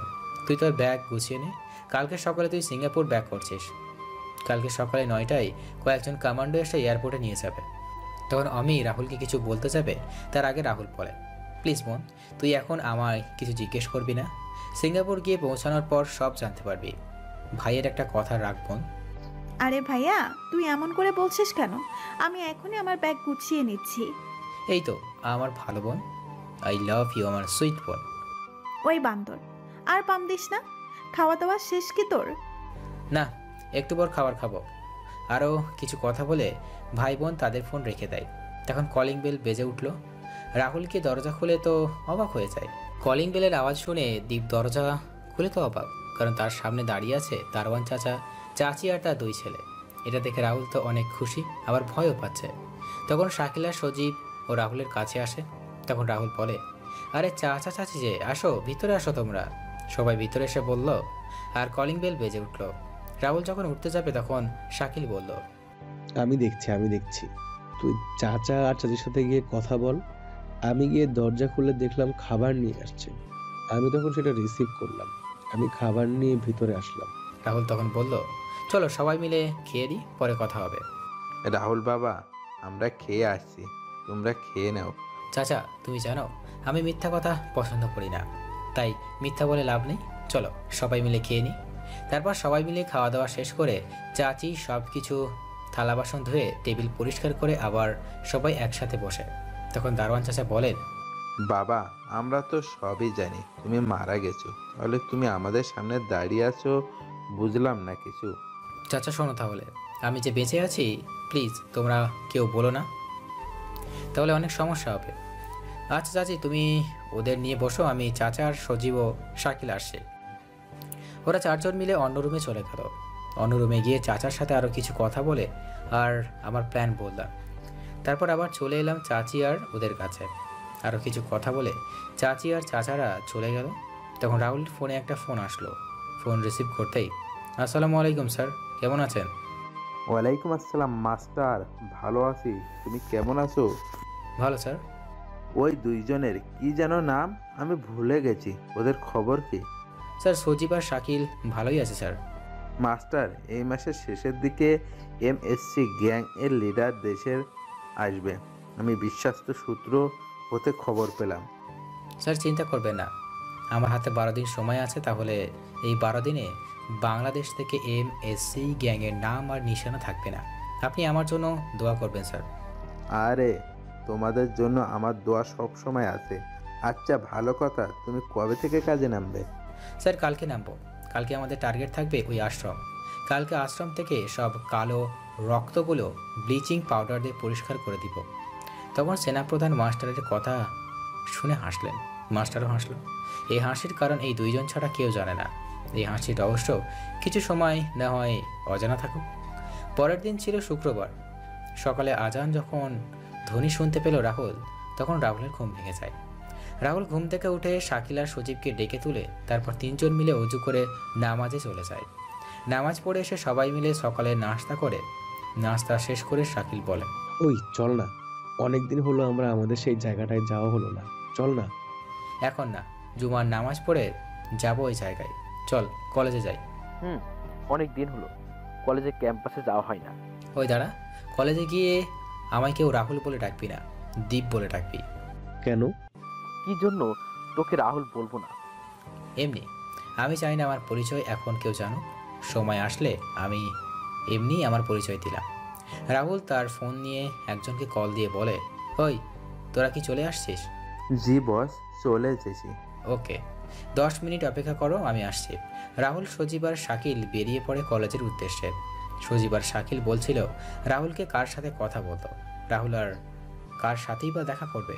কিন্তু রাহুল বলল, কলেজে গেলেই তোরা জানতে পারবি কার সাথে দেখা করবে। কিছুক্ষণ পর কলেজে চলে আসে রাহুল, সজীব আর শাকিল। তখন সজীব বলল, কি রে রাহুল, এখানে তো কেউ নেই। কি ব্যাপার রাহুল, বলতো, আমি তো কিছুই বুঝতে পারছি না। চল কলেজের পিছনে, কলেজের পিছনে সারপ্রাইজ আছে, চল চল। তিনজন মিলে কলেজের পেছনে চলে যায়। গিয়ে শাকিল আর সজীব অনেক অবাক হয়ে যায়, কারণ দুইজনে এদের এত কাছ থেকে দেখতে পারবে তো কখনো চিন্তাই করতে পারে নাই। ভেবেছেন কি দেখছেন এরা? একটু অপেক্ষা করেন, সামনের পর্বতেই জানতে পারবেন কি দেখছে সজীব আর শাকিল। তখন সামনে থাকা রাহুলকে উদ্দেশ্য করে সজীব ভয়ে ভয়ে বলে, এই রাহুল, এরা এখানে কেন? এরা তো একজনের সাথে কাজ করে, এরা তো এখানে আসার কথা না, তাহলে সে কি এখানে আসবে? তখন এখানে থাকা ওই লোকেদের মাঝে থেকে একজন এসে রাহুলকে বলে, মাস্টার, আপনি কেমন আছেন এখন? ভালো, তোরা কেমন আছিস? ভালো ছিলাম না, এখন আপনাকে দেখে ভালো হয়ে গেছি। আপনি শুধু একবার বলেন বস, আপনাকে কারা আঘাত করেছিল? কসম আল্লাহ, একটাকে বাঁচিয়ে রাখবো না। আরে তোরা শান্ত হ, আজকে সন্ধ্যার সময় আমরা মিশনে যাচ্ছি, তোরা রেডি থাকিস। আর তোদের এখানে থাকতে কোনো সমস্যা হচ্ছে না তো?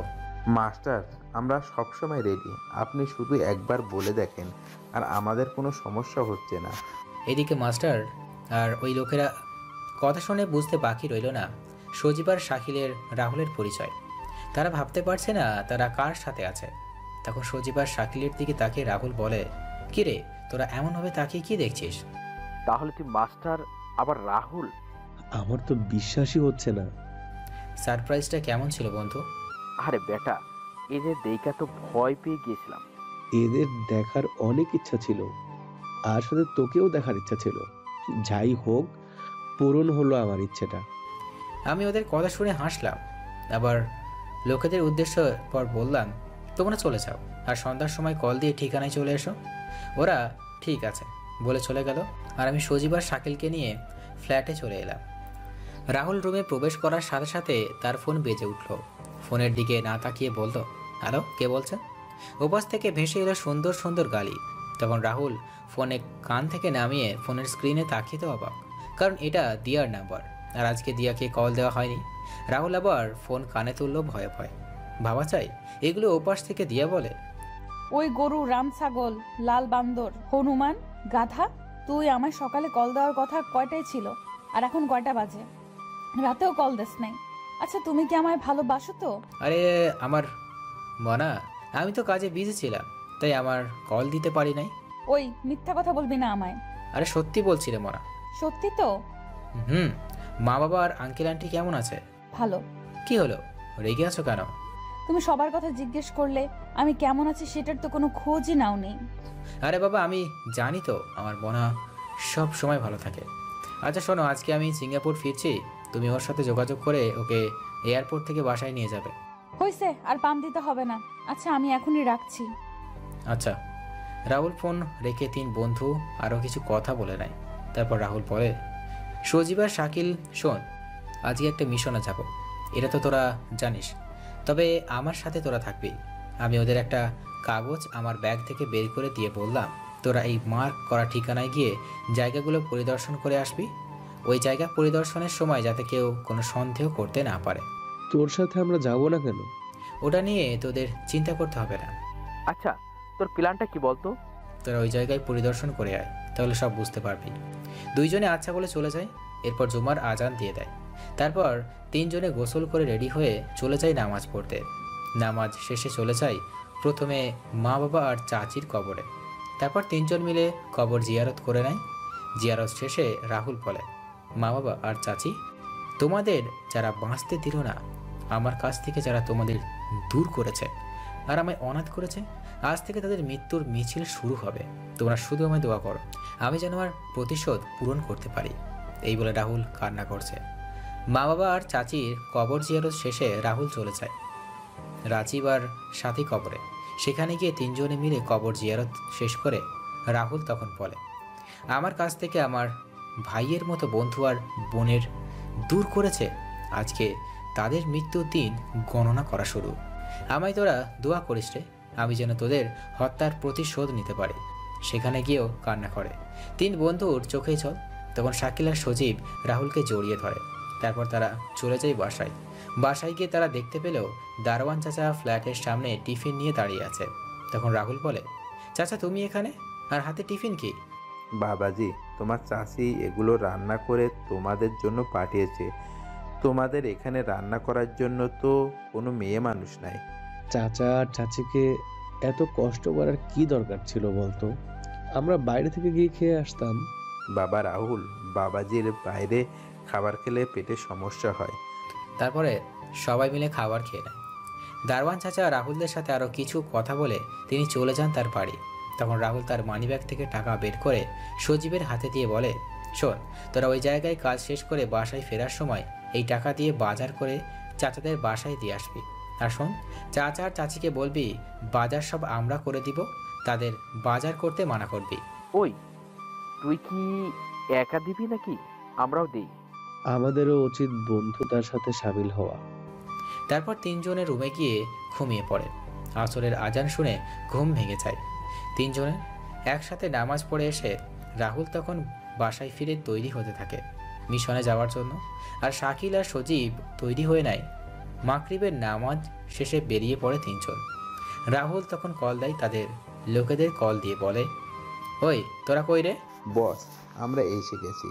ওই তোরা স্যাটেলাইট ফোন অ্যাক্টিভ করে নে আর জ্যামার অন করবি। আমি বলতে তবে পিছনের রাস্তায় অপেক্ষা করবি, আমি আসছি। রাহুল আশ্রমের সামনে এসে গাড়ি থেকে নেমে ড্রাইভারকে বিদায় দিয়ে গেটের সামনে যেতে বলে গার্ডকে। কি চাই আপনার এখানে? আমি আশ্রমের মালিক আর আমাকে বলছেন কি চাই? মানে কি, একটু খুলে বলেন। আমি রাহুল চৌধুরী, শাহেদ চৌধুরীর ভাতিজা।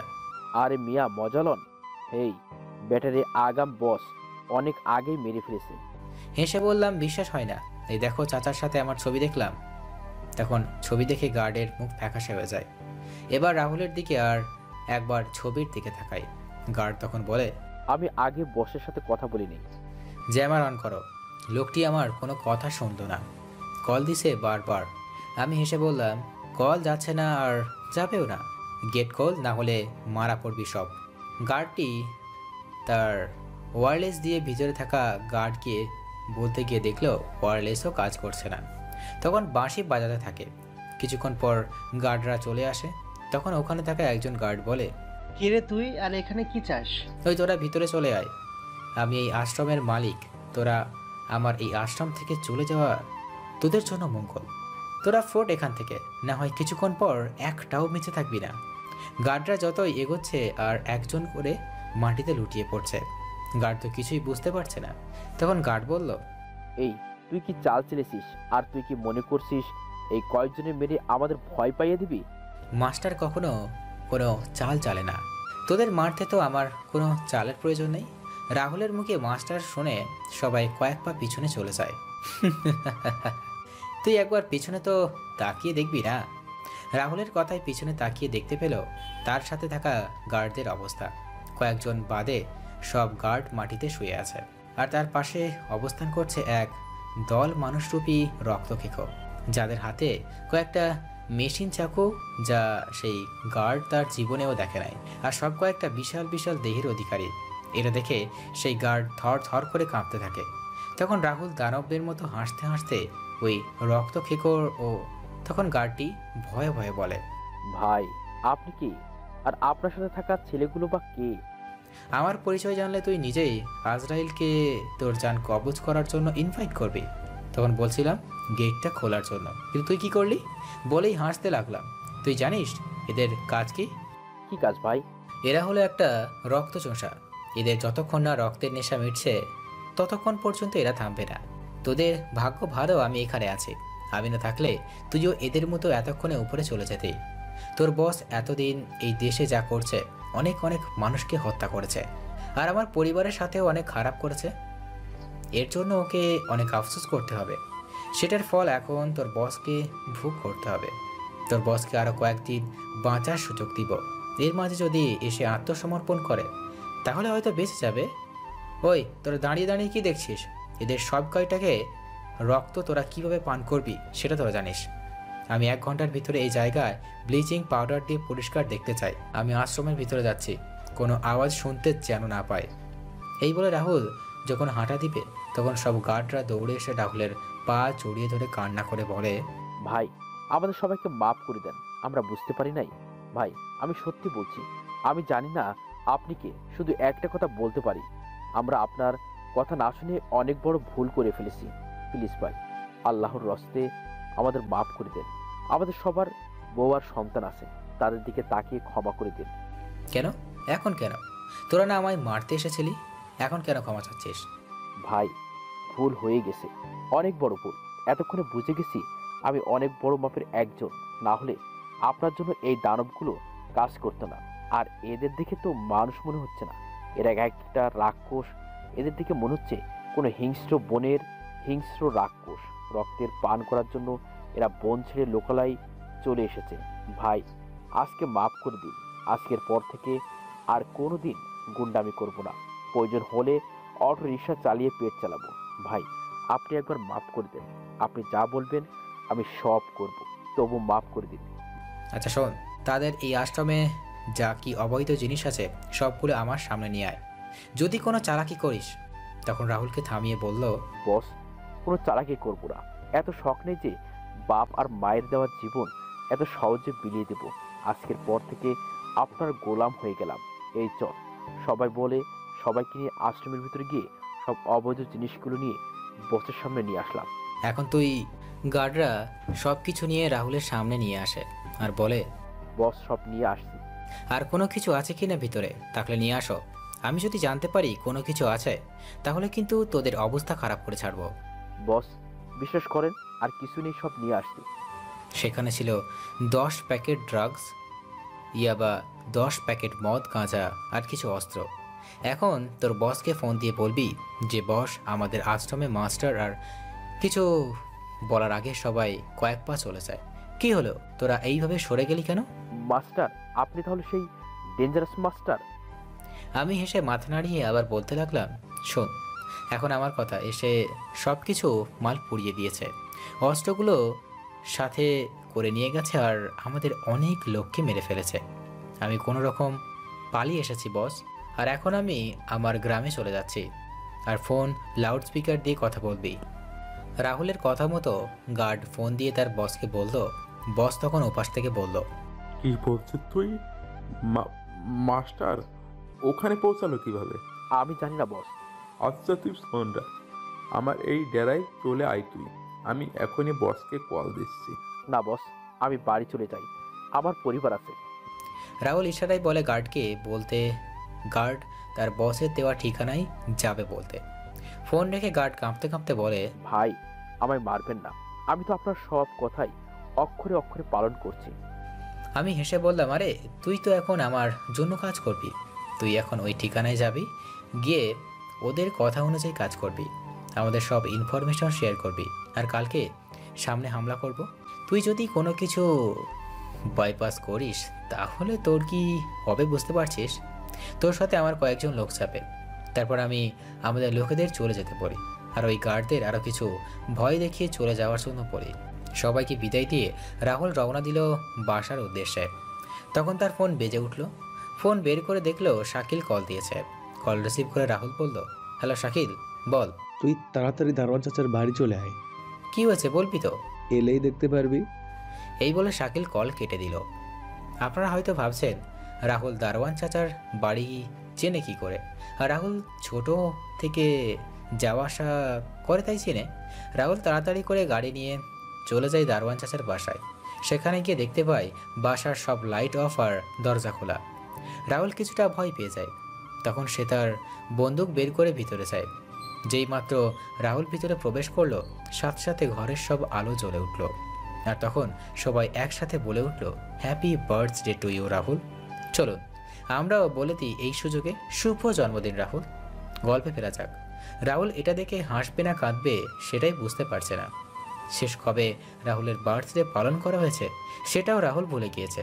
রাহুল দেখলো দারোয়ান চাচা, চাচি, রিপন ও মায়া, দারোয়ান চাচার ছেলে ও মেয়ে, আর সাথে সজীব আর শাকিল সবাই মিলে একসাথে কেক কেটে এরপর খাওয়া দাওয়া করে বাসায় বসে একসাথে। তখন রাহুল বলে, আজকে আমার বার্থডে আমি নিজেই জানতাম না, তোমরা জানলে কি করে? তখন সবাই একসাথে বলে উঠল, আমরাও জানতাম না, আমাদের রিপন বলছে। রাহুল তখন রিপনের দিকে প্রশ্নবোধক দৃষ্টিতে তাকিয়ে বলল, রিপন তুমি জানলে কি করে আজকে যে আমার বার্থডে? ভাইয়া আমি এটা বাবার কাছ থেকে জেনেছি। আমি তোকে কখন বললাম আবার? আরে বাবা, তুমি আমায় এতদিন বলেছিলে, এখন হয়তো তোমার মনে নেই। বাবা ছেলের কথা শুনে কারো সন্দেহ না হলেও রাহুলের সন্দেহ ঠিকই হলো। আরও কিছু কথা বলে তারপর রাহুল বলে, তোমরা বসো এখানে, আমার রাহুলের সাথে কথা আছে। এই বলে রাহুল রিপনকে নিয়ে বাইরে যায়। বাসা থেকে একটু দূরে রাহুল রিপনকে নিয়ে বলে, রিপন সত্যি কথাটা বলো তো। কি সত্যি ভাইয়া? তুমি জানলে কি করে আমার বার্থডে আজকে? আমাদের সবার ইনফরমেশন হাইড থাকে সব সময়, আর রইল দারোয়ান চাচার জানার বিষয়। চাচা কখনোই জানেই না আমার বার্থডে তারিখ। হ্যাকিংটা শিখবে কবে থেকে? রাহুলের মুখে হ্যাকিংয়ের কথা চোখ বড় করে তাকায় রিপন রাহুলের দিকে। তখন রাহুল বলে, হ্যাকিং কোড নেম তোমার monkey virus, batch 27, white hacking আর ব্ল্যাক হ্যাকিং দুইটাই করো তুমি?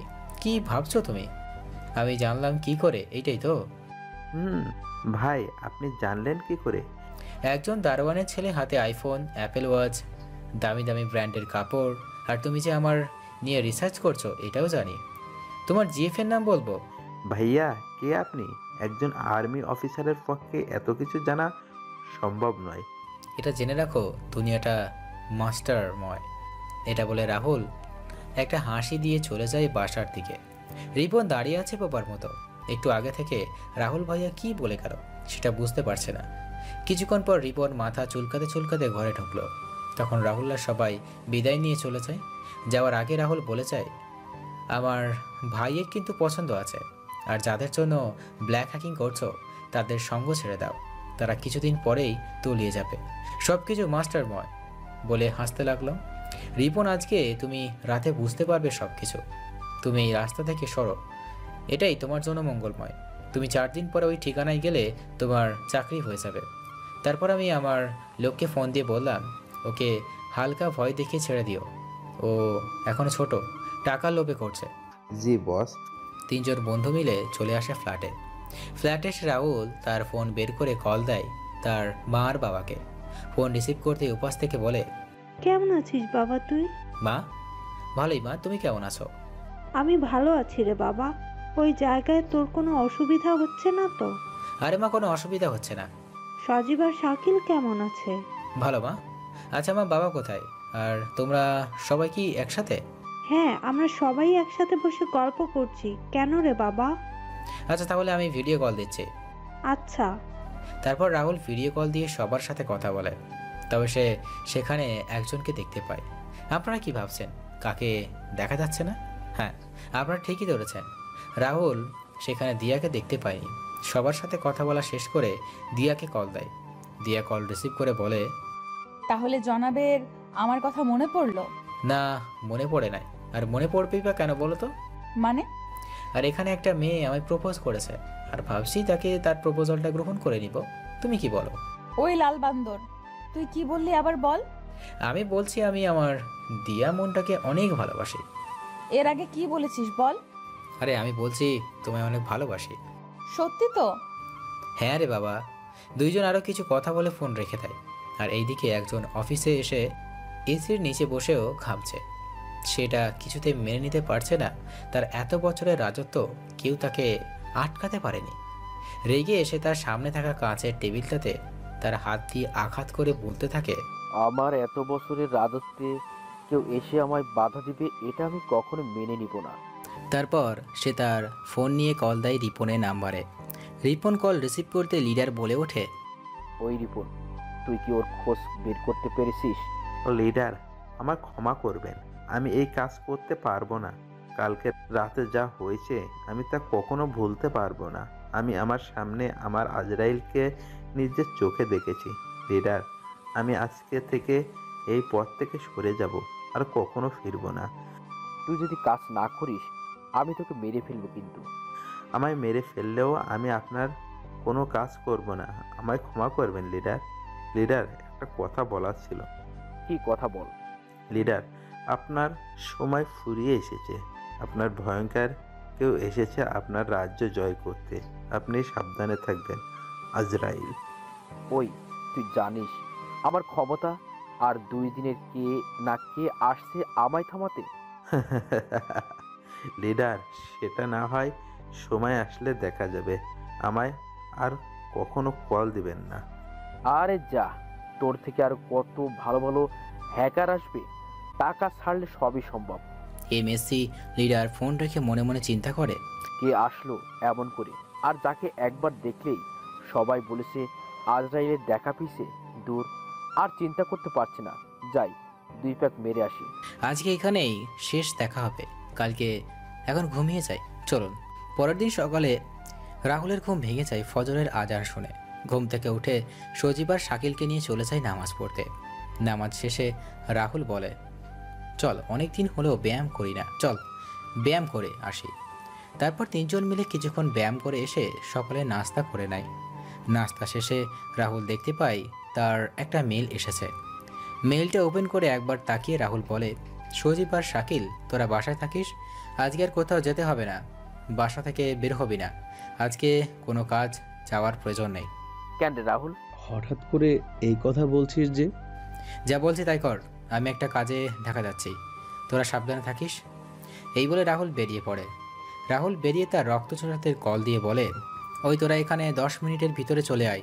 রক্তচোষারা চলে আসলে রাহুলরা চলে যায় ঢাকায়। রাতে রাহুল বাসায় আসে রাতে 1টায়। বাসায় এসে খাবার খেয়ে ঘুমিয়ে যায়। আপনারা হয়তো ভাবছেন রাহুল ঢাকা কেন গিয়েছিল, একটু পরে জানতে পারবেন। সকালে সজীব আর শাকিল ঘুম থেকে উঠে দেখে যে রাহুল ব্যায়াম করছে। তখন শাকিল বলে, কিরে তুই আবার কখন আসলি? রাতে আসছি, তখন তোরা ঘুমিয়েছিলি। কিরে, তোকে এত খুশি লাগছে, এর কারণ কি? কালকে তুই বেঈমানকে চিরতরে ঘুম পাড়িয়ে এলাম, এখন আর একজন বেঁচে আছে। কি বলছিস? তোর কথার তো আমি কোনো মানেই খুঁজে পাচ্ছি না। ওই একটু ক্লিয়ার করে বলবি কি বলতে চাস? চল নাস্তা করি আগে, পরে কথা হবে। নাস্তা শেষে সচিব বলে, এবার বলতো। শোন তাহলে, গতকালকে সবাই যখন আমরা নাস্তা করছিলাম তখন আমার ল্যাপটপে একটা মেল আসে। জানিস মেলটা কে করেছিল? সেনাপ্রধান স্যার। কি ছিল সে মেইলে? মেলে ছিল আমাদের ব্রিগেডিয়ার স্যার মেয়েকে কিডন্যাপ করা হয়েছে। কিডন্যাপকারীরা ছিল MSC গ্যাংয়ের সদস্য। আমায় যখন ঢাকায় যেতে বলা হয় আমি তখন সব শুনে আমার রক্তচোষাদের নিয়ে ঢাকায় যাই।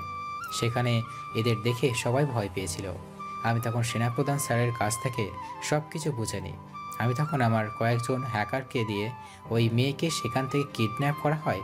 তার আশেপাশে থাকা সব CCTV ফুটেজ পরীক্ষা করে গাড়ির নাম্বার বের করে RTO থেকে সব ইনফরমেশন নিয়ে গাড়ির GPS ট্র্যাক করে ওদের লোকেশন বের করি।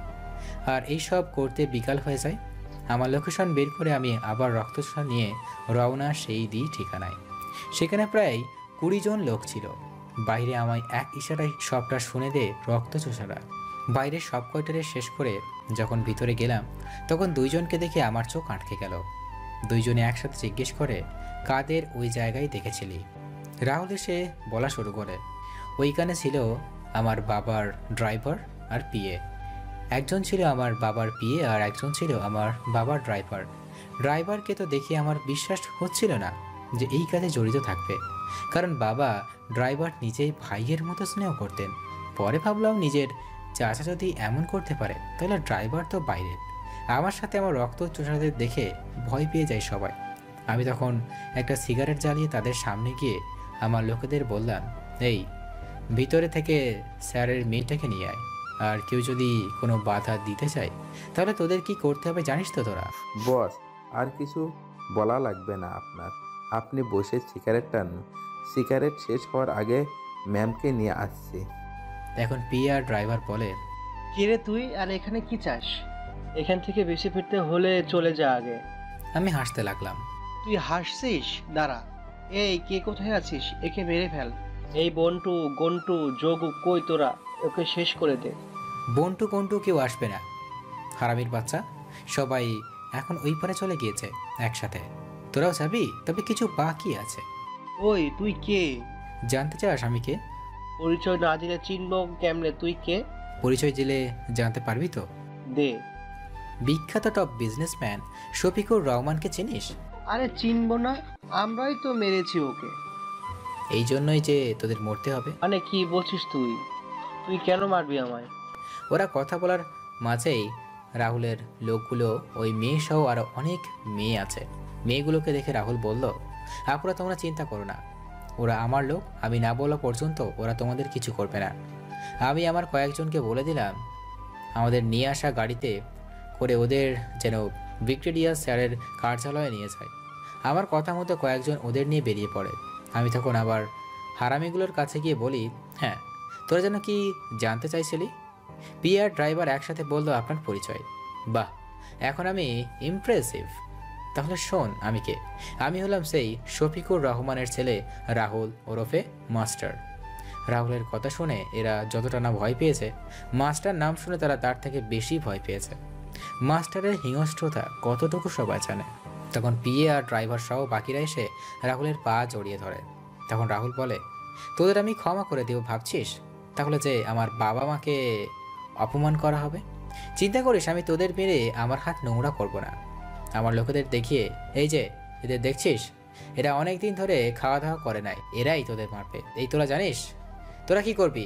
আমি চললাম বাইরে, তোদের হাতে 20 মিনিট সময় আছে। তোরা এই 20 মিনিটে কি করবি তোরাই জানিস। এই বলে রাহুল যখন বের হবে তখন একটা কাগজ থেকে আটকে যায়। তখন রাহুল সেই কাগজটা নিয়ে বাইরে চলে আসে, আর ভিতরে কি করুণ আর্তনাদ। কিছুক্ষণ সব চুপচাপ হয়ে যায়। তখন রক্ত চোষাগুলো বের হয়ে যায়। রাহুল সবাইকে নিয়ে বের হয়ে যায়, আসে সিলেটে। আর আসার আগে সেনাপ্রধানকে বলে চলে আসে। এই ছিল কালকের ঘটনা। তখন রাহুল দেখলো সজীব আর শাকিল তার দিকে কেমন ভয়ে ভয়ে তাকিয়ে আছে। তখন রাহুল বলে, কি রে, তোরা ভয় পেয়ে গেছিস বুঝি? আচ্ছা, তোদের মতো ভীতুদের আর্মিতে চাকরি হলো কি করে? সেটা আমরা আমাদের যোগ্যতা দিয়ে পেয়েছি, কিন্তু তোর কথা শুনে আমাদের সবকিছু ফোস হয়ে গেছে রে। আরে বেটা, আসল খেলা তো এখন অনেক বাকি। সেই খেলা দেখতে তো তোরা মারা যাবি। তোর মাথায় কি প্ল্যান ঘুরছে বলতো? তুই তো দেখছি অনেক চালু হয়ে গেছিস। আসল এই খেলা খুব তাড়াতাড়ি শেষ হতে চলেছে। আর আমার সত্যিও চাচা কালকে দেশে আসছে। কি বলছিস তুই? তুই বুঝবি না। তুই আমার ক্ষমতা এখনো কিছুই দেখিসনি।